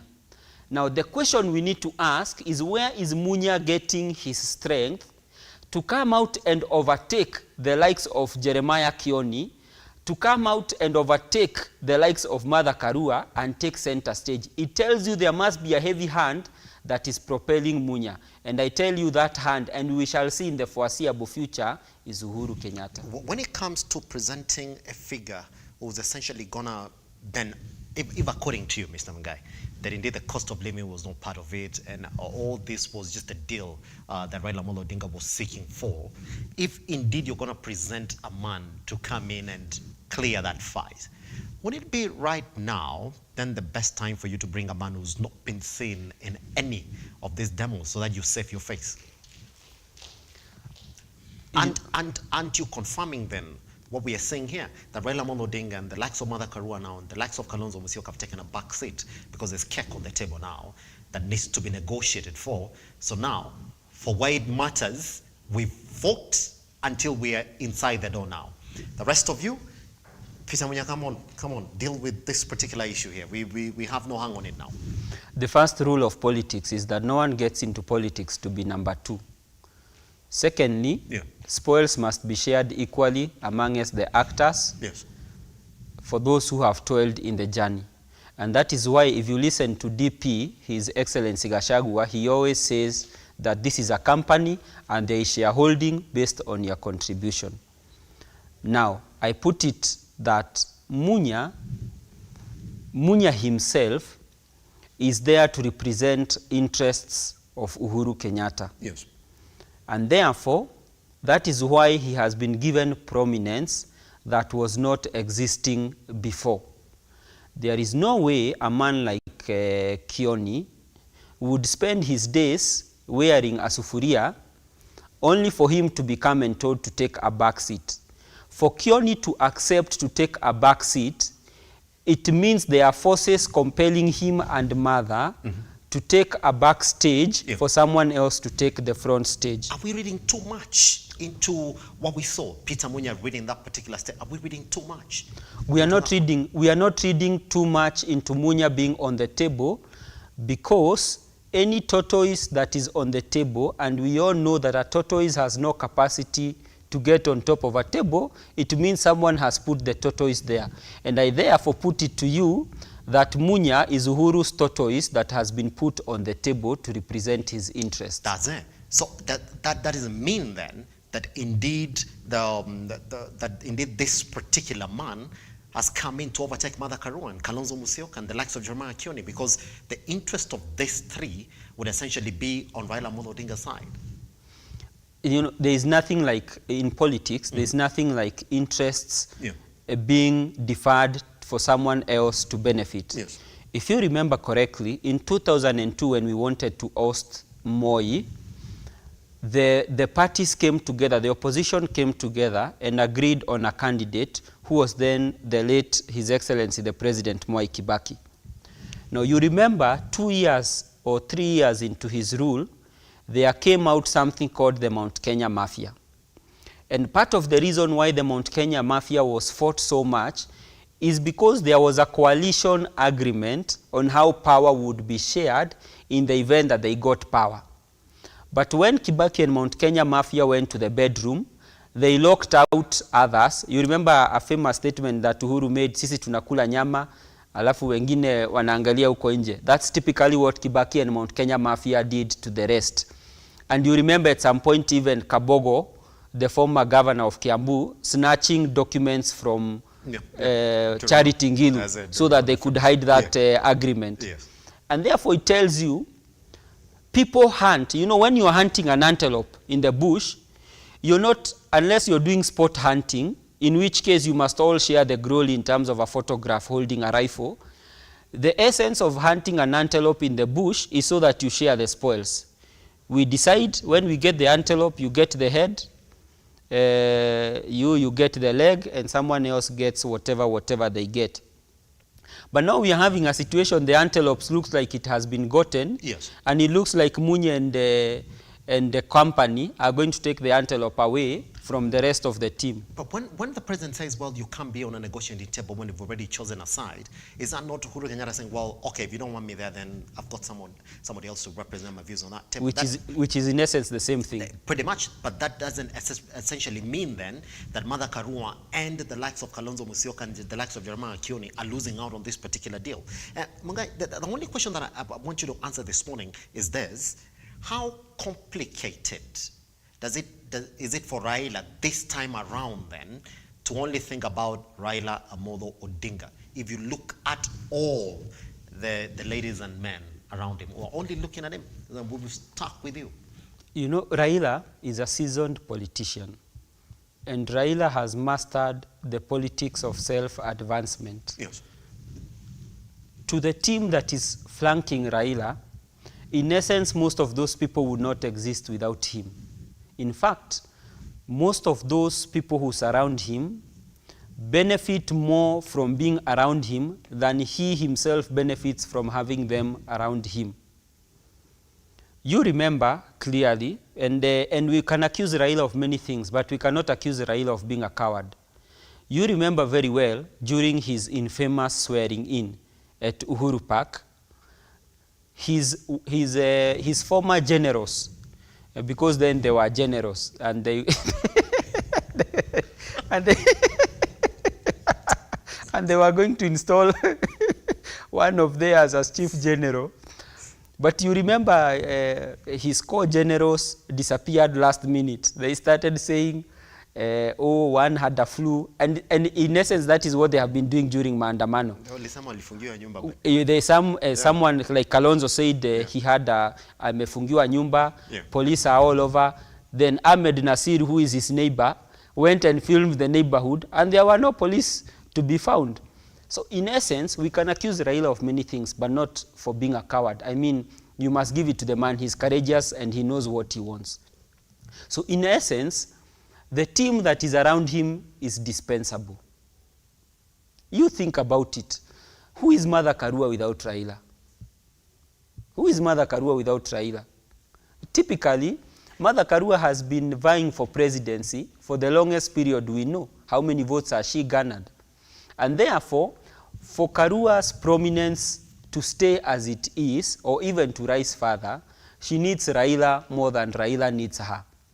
And therefore, Raila can afford to do away with most of those members if his interests, and it has always been about his interests, are catered for. Yes, pretty much. But this time around as well, I want to ask you, for the sake of 2027, because we're all saying, well, that this essentially, what we're saying right now, is just propagating this particular gentlemen and ladies for 2027. Do you think that if Raila makes a mistake right now of locking out Kalonzo Musyoka and Martha Karua from this particular deal, is that it then for Raila Amolo Odinga in 2027, with the talk that Raila again has to vie in 2027?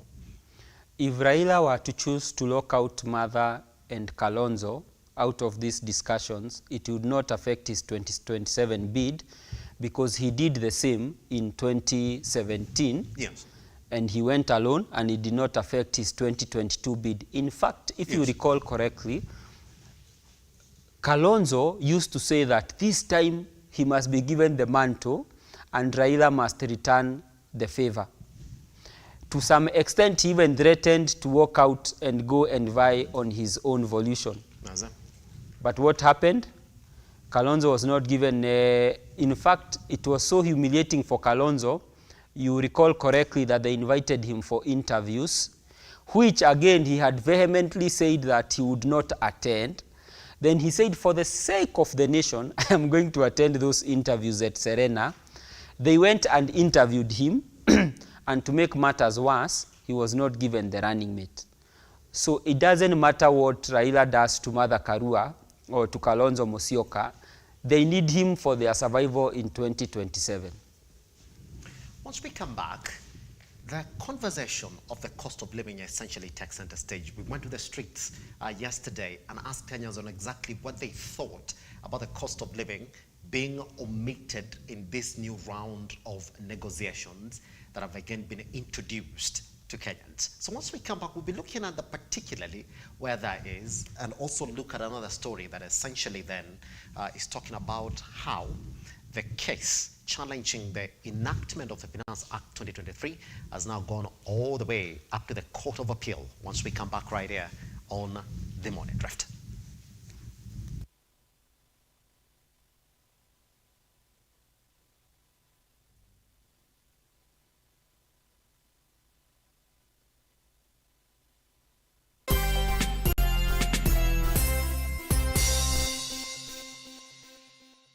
The future is hands-on, and Sensei College is at the front line of technical institutes in Kenya, offering practical and skill-based courses accredited by all concerned bodies, TVETA, NTSA and NITA. Sensei College offers driving and plant operator, cosmetology, fashion and design, mechanics, hydroponics and irrigation, installation, building construction, hospitality, photography and video production, electrical and electronics repairs, and ICT courses. Get free plant operator training when you enroll for plant mechanics, free driving when you enroll for motor vehicle mechanics, and free riding when you enroll for motorcycle mechanics. The requirement is an ID only, with intakes every first week of the month. We have 2 campuses in Nakuru and Nairobi. We provide meals and accommodation. Sensei College. My skills, my future.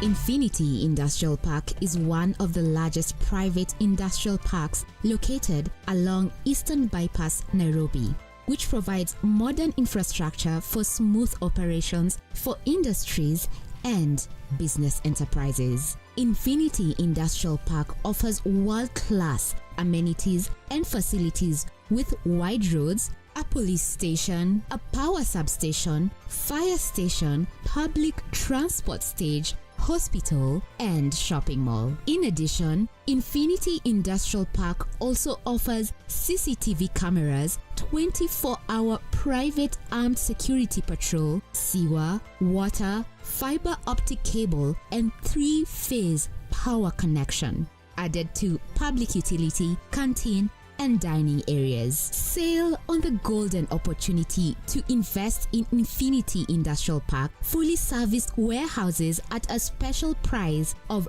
3,569 Kenyan shillings per square foot. For more inquiries, visit our website infinityindustrialpark.com.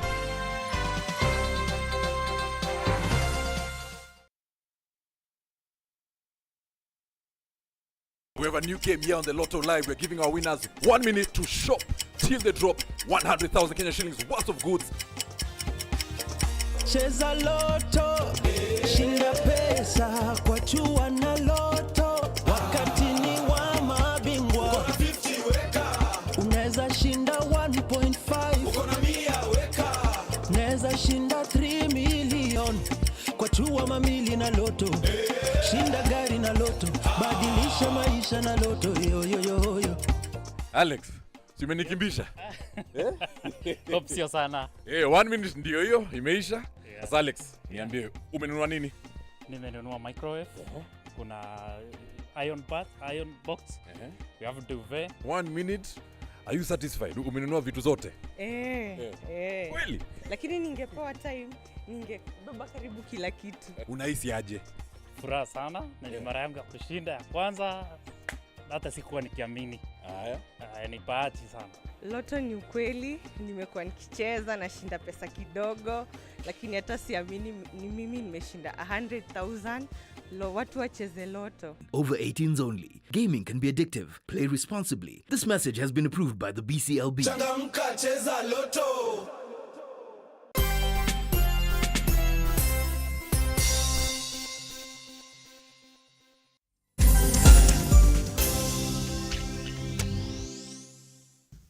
Here's the thing, let's then finalize this conversation this morning on where we are in terms of the state of politics in the country. And Mr. Mugai, let's look, before we see exactly what Kenyans think about this new development in as regards those particular negotiations are concerned, there are some new areas here that we have to look at this morning, and then ask the question why they're here, and let's look at them. If you look at some of those issues that Kimani Ichung'wah said they're going to discuss, the last one is the embedment of the office of the Prime Cabinet Secretary. All right? And the second one here, actually the third one on that 5-point agenda is the entrenchment of CDF. If you look at the last one, the amendment of the Office of the Prime Cabinet Secretary, why is this now an issue that they feel that they need to discuss on that particular table? I'll tell you why. So of the 5 issues, and it is important for the viewer to understand exactly what the 5 issues as enumerated by Kenya Kwanza and by extension Azimio are. Yes. And one of them is the reconstitution of IEBC, which Raila has strongly been a proponent of. Then secondly is the 2/3 gender rule implementation. You remember that has been a thorn in the flesh for subsequent governments, to an extent that there is a time the Chief Justice Maraga almost dissolved parliament over the same issue. So it's been a thorn in the flesh for some time. The third is the entrenchment of CDF. The Supreme Court ruled against the establishment of the CDF as it were. And then secondly, and the last 2 points is, one is the establishment of the office of official opposition leader, and secondly, entrenchment of the office of the Prime Cabinet Secretary. Now, I'll tell you the reason why these issues have been framed as they are. When we started this conversation, I told you many people underestimate the craftsmanship and the shrewdness of His Excellency William Ruto. Remember, when he came into power, he issued a communique to Parliament, and specifically to the Speaker of the National Assembly, Moses Wetangula, and he enumerated the things that he wanted to achieve through the House. And one of the things that he wanted to achieve is, or some of the things are what is entrenched in these discussions. There was the issue of the 2/3 gender rule, and there was an issue to do with having the cabinet secretaries revising the standing orders so that you have the cabinet secretaries go into parliament. And thirdly was the establishment of the office of the official opposition leader. Now, when he proposed his team members to the bipartisan committee, these are some of the issues that he put there. But he went ahead to nominate what was considered to be weak negotiators. And you remember at one time, Azimio rubbishing the people that had been sent to them, including Keinan, who was a Jubilee MP then. Now, fast forward, Azimio rejected the offer, and there was a lot of tussle back and forth. But this is the geniusness of the president. So we are here now under Obasanjo, and we have a raft of measures that we need to discuss. Now, if you look at the seriousness, if the reporting by Daily Nation is anything to go by, part of the committee members that have been proposed is 4 from outside parliament. Okay? The first person is Musalia Mudavadi, who is currently a beneficiary of the office of the Prime Cabinet Secretary. Now, it tells you, when you look at the caliber of the first person that has been proposed in that committee, including the formidable Kimani Ichung'wah, it tells you that there is something bigger in the offing, and we are preparing the public for acceptance over and above what we are just seeing here. And for us to be able to effectively, in essence, prepare for that big thing, we need to prepare the public, and we cannot do this thing so long as Raila is outside of the table. Now, ask yourself, when we started the discussion, the initial discussion was, we will not talk. You know, everyone was saying there is nothing to talk about, we will not talk. If you look at yesterday in Kwale, the tone had mellowed. It was, let us talk, but we are not sharing power. So we've changed from, we are not talking to, let's talk, but there is no nusumukate. And then Azimio is saying, okay, let us talk, we even don't want nusumukate. So ask yourself as a Kenyan, why would we want to bring Raila to the table? What is this that is in the offing that might warrant us to bring Raila to the table now. You remember the embarrassment that government suffered under Kibaki when they lost the referendum, if you recall correctly. And that referendum was a bigger indicator and led us to the chaos that we had in 2007. Because then it had emboldened the opposition. Because they had won the referendum, it had emboldened them that they were going to win the general election.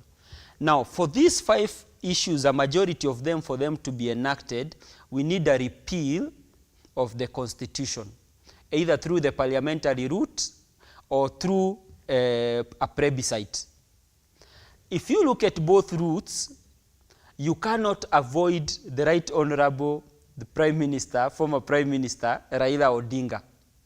And therefore, what we Kenyans need to prepare ourselves is that a plebiscite is coming, or we might have a constitutional amendment that might go through Parliament, and we therefore need the Right Honorable Raila Odinga. Because that is the only thing that would cause a change of tune and heart. Yes. With regard to, we are not talking, we will not talk, we cannot talk. No, we don't even want to hear about talks. 2, maybe we can talk. Okay, maybe come, let us discuss, but we are not sharing power. If you look at speaker after speaker in Kwale, speaker after speaker, they were saying costs will not bring down the cost of living. But Your Excellency, if you want to talk for the sake of advancement of this nation, we are allowing you to talk, but not concerning sharing of power.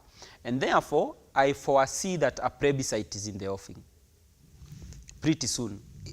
Why would the Kenya Kwanza side use these negotiations to introduce issues like the entrenchment of CDF into entrenchment of CDF and also the conversation of Prime Cabinet Secretary office? Why? It's because you need consensus. You see, most of them. Yeah, it's not like even the Azimio side, members of parliament have been saying no to the entrenchment of CDF. They've been saying yes. So why would that be an issue? You know, in negotiations, yes, you must look at, when you enter into a negotiation, you must look at what are the low-hanging fruits. Okay. What is it that we can all agree together? Because negotiations, even when you have hardline positions, you must get to a point where there are things that you agree on. So for instance, entrenchment of CDF is something that all members are likely to agree on. Now when you have something to coalesce around, it makes it easier now to have the challenging and the stubborn discussions. And so this is just throwing something out there. You know, when you go fishing, yeah, you have to throw something in you know, the bait. You have to make sure that the bait is on the hook. When you send it down the river or down the ocean or whichever water body, in essence, you can have the fish come and coalesce around the hook. And that is the same thing with the entrenchment of CDF. It is something mellow, something that warms the hearts of many, including if you tell them we are going to increase CDF. Those are the things that make MPs excited. Now, when you make the discussion palatable for all, yes, it is easier to discuss the thorny issues. Yes. Just one before we look at exactly what Kenyans think about this particular issue on the cost of living. Just let's look at exactly who is constituting this particular table. 4 members from outside Parliament, all right? 2 from each side. That's what they're saying. Now, leaders of majority are minority from the National Assembly, and additional members of Parliament, 2 from each side. So when you look at this particular composition, Eric, does it meet merit in what the Azimio coalition has always been calling for? To some extent, the composition of the committee, yes, makes sense in terms of representation from both sides. Because in essence now what happens is that you can have the big shots sitting on the table and it is easier to agree. For instance, if the proposal or if the reporting by Daily Nation is correct, that we will have Musalia Mudavadi on the table, that is huge political capital that you bring to the table. When you have on this other side, they have mooted Kalonzo Musyoka and Eugene Wamalwa, then you still have a good political, you have good political capital on the table. So in essence then, the composition, I would say, is actually correct. And it should be left as is. It represents both sides. Pretty much. All right, now, then we went to the streets with the Azimio la Umoja, One Kenya Coalition Party, and the Kenya Kwanza leaders reaching a consensus to allow dialogue. And by the way, this particular headline here is from yesterday. Well, we do not know whether they've essentially reached that consensus, but we want to wait for that new communique again to see whether the Kenya Kwanza side has said, well, the cost of living is going to be part of that. But from what the president is saying, it's not going to be there. So we hit the streets, and this is exactly what majority of Kenyans then were thinking around these new areas. Let's take a look. For the peace of Kenya to be there, Raila has to be there, because it's part and parcel.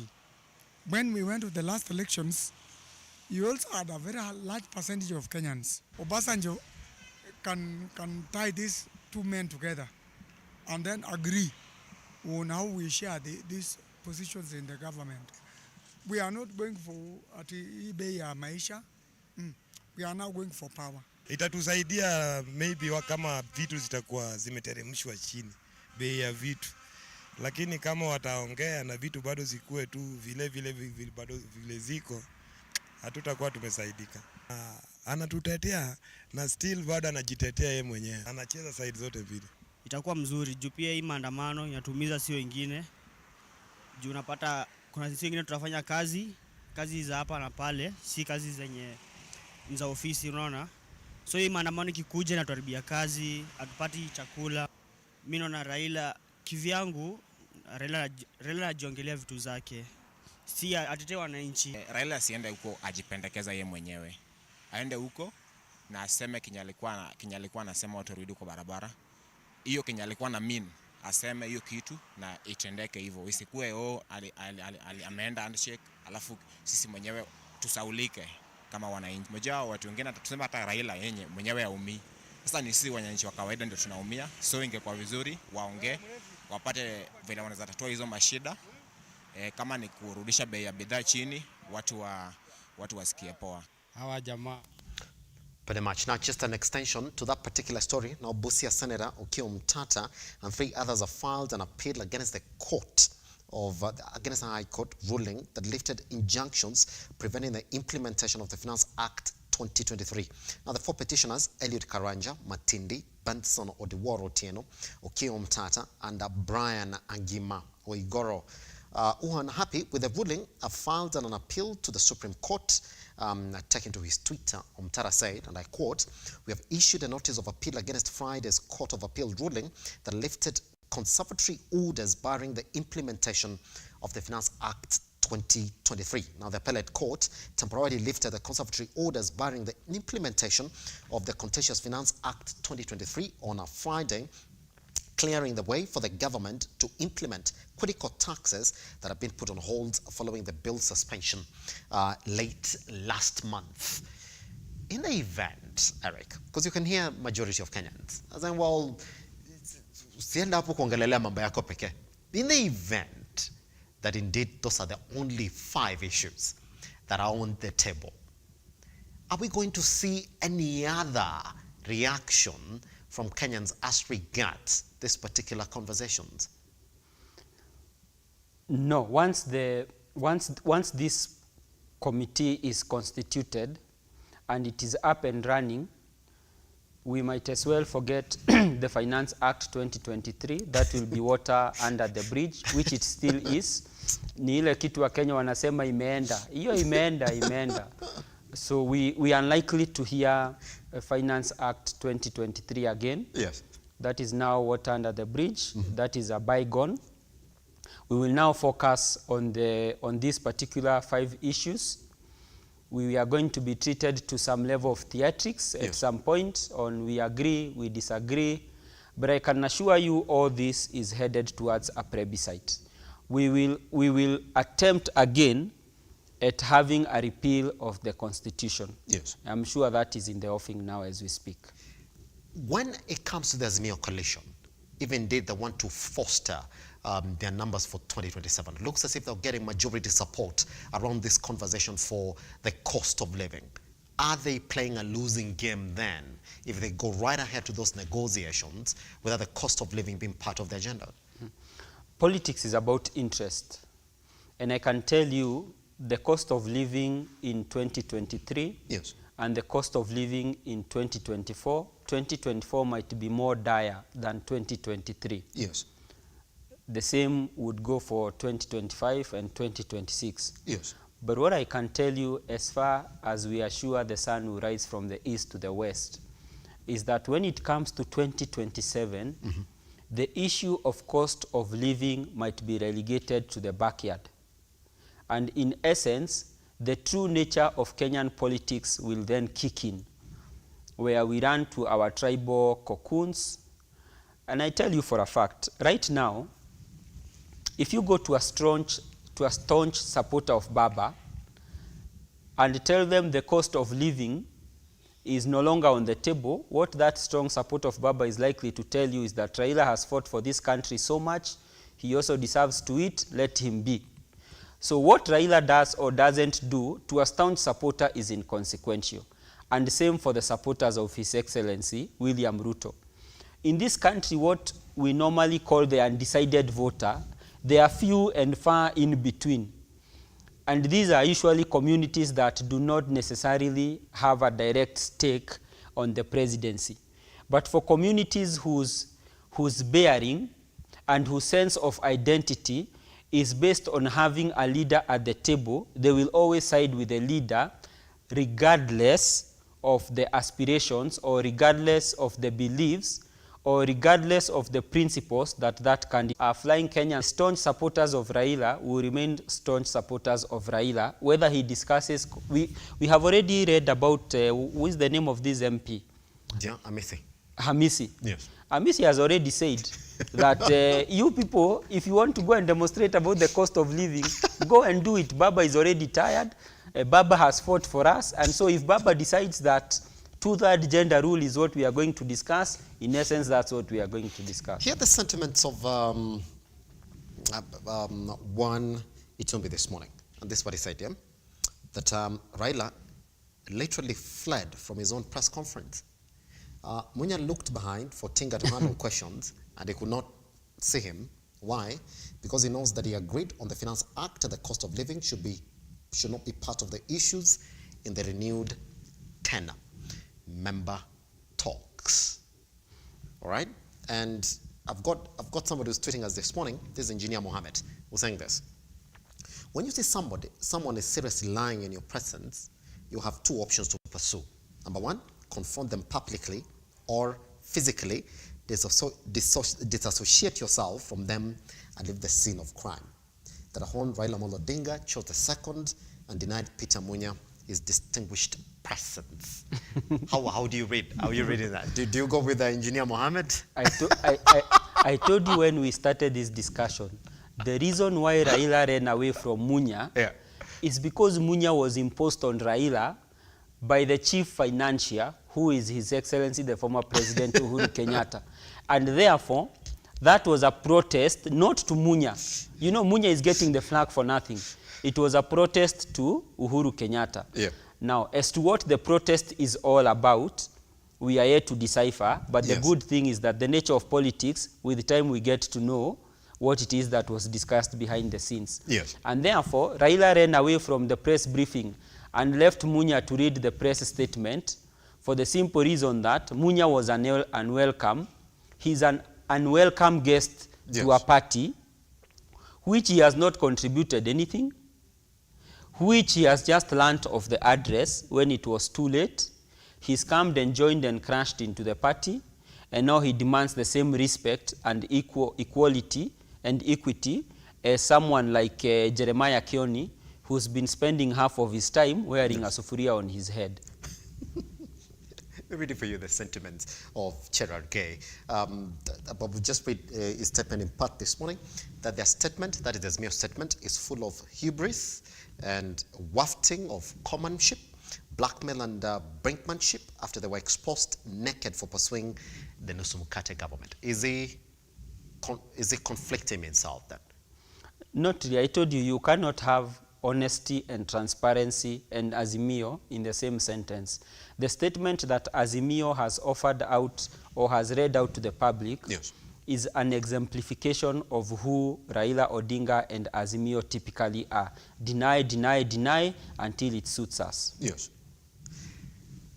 That in the event then that this particular negotiations, Eric, go on, where does this put Raila Amolo Odinga in a 2027 conversation? It puts him actually, you know, I have learned with time to learn from everyone, even when I don't necessarily support them. Yes. Like I do not support Raila Odinga, and in my view, I do not think he will be the president of Kenya at any given point in time. Yes. But it is important to learn from him. And one of the things I have learned from Raila is the art of relevance. Yes. The man has been relevant even to generations that did not meet him in the liberation struggle. He's still relevant to them. If you go and ask a 20-year-old right now why they support Raila, they might not have reasons, but for some reason and not many politicians are able to stay relevant for such a longer duration of time. And I can tell you these talks are actually we might have newspapers reporting Raila Odinga for the foreseeable future. So right now, all the way to 2027, based on the metamorphosis of these talks, we're still going to have a very relevant Raila. And so I think these talks are much better for Raila than they are for Kenya Kwanza, because then they keep him relevant. At point in the discussions, we will see him issuing press briefings. We have disagreed. We are suspending the talks for 1 month. Then 1 month there is protraction. Then we go back to the talks again. It will keep him relevant for the foreseeable future. Pretty much. I've got 2 questions for you from my ardent viewers this morning. My brother Job is in Mombasa. How is Mombasa this morning? Thank you very much. He's saying this. Ask him one question. Why didn't RUTO come out right just to say, indeed, I'm open for talks, instead of taking Kenyans through, I can't use that word, all right, a process of called bipartisan talks? Well, I believe the reason why RUTO did not come out strongly to support talks is because, as I said, there was nothing to talk about. I went to the bush alone. Yes. I hunted the antelope. The antelope is home. I can only cut you a share out of benevolence, not out of entitlement. Yes. That is why, for as far as we were concerned, those of us who are ardent supporters of UDA, there was nothing to talk about. But equally, we must accept the magnanimity of the president being head of state, that he has a country to run, and that sometimes his decisions will be contrary to what we ourselves as supporters feel needs to be done. Pretty much. Selena is asking this morning, not actually asking, but saying, I do not think Raila Amolo Odinga would essentially leave Karua and Kalonzo alone this time. He has too much to lose. It's a good comment, it's a good sentiment. Yes. But if you study Raila very well, Raila is, I told you, is a master of camouflage. Yeah. You know, if Raila was like if I was an animal, I would choose a certain animal that best represents me. And I think the one that would best represent Raila is a chameleon. He's able to change colors. Not Kalonzo? No. Kalonzo is watermelon. You see the difference between a watermelon and a chameleon is that a watermelon is simply stuck. It has 2 coats and it doesn't change. And that is the nature of Kalonzo. But you see, for a chameleon, it has the ability to camouflage and change its colors based on the environment, which is very good for survival. In terms of survival, Kalonzo might be on the losing end because then we know him for who he is. But for Raila, he can always metamorphosize and change, and we can always go along with that. Pretty much. Baraza this morning, and that's the last comment that I'm going to read this morning. Could you ask Eric whether indeed immediately after these negotiations, we are going to see a referendum proposal in the country? Yes, absolutely. That is my feeling and that is my thinking. If you look at the issues that have been proposed for discussions, yes, there are issues that might necessitate a plebiscite, and therefore, very soon, we will start hearing talk of a referendum to change some clauses in the constitution, and I think that is in the offing. That's why we need Raila now. Pretty much. Oof, taking back to the time that he joined us this morning, online at Lookuptv, across all your social media platforms. I am at Kiage Simba online as well. Thank you very much for all those who participated this morning. And Regalo, we keep on saying, you have to issue a statement. Araka sana. Thank you very much, Eric. Thank you very much for coming by. Thank you very much. It's a pleasure to have you around. We take a tiny breather. Once we come back, let's talk about first aid in the home and why you need to know about it. Good morning.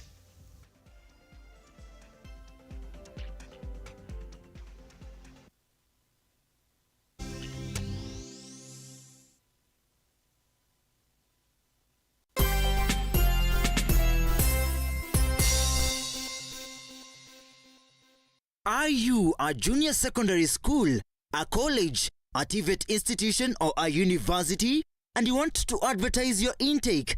Book now and advertise with us today on both Lookuptv and all our digital platforms. Call us today on 011 0430 158, 011 0430 158 or email us on sales@lookuptv.co.ke.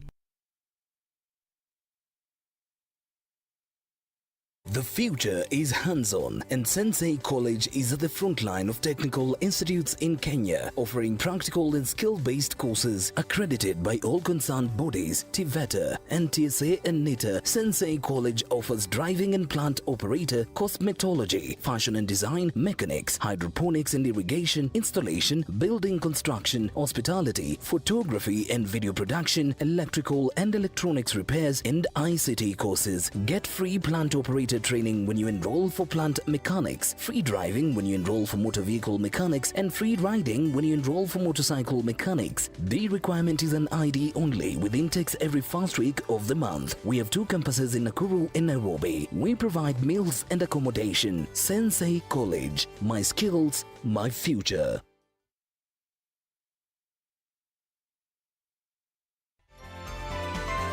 Infinity Industrial Park is one of the largest private industrial parks located along Eastern Bypass, Nairobi, which provides modern infrastructure for smooth operations for industries and business enterprises. Infinity Industrial Park offers world-class amenities and facilities with wide roads, a police station, a power substation, fire station, public transport stage, hospital, and shopping mall. In addition, Infinity Industrial Park also offers CCTV cameras, 24-hour private armed security patrol, sewer, water, fiber optic cable, and 3-phase power connection, added to public utility, canteen, and dining areas. Sail on the golden opportunity to invest in Infinity Industrial Park fully serviced warehouses at a special price of 3,569 Kenyan shillings per square foot. For more inquiries, visit our website infinityindustrialpark.com.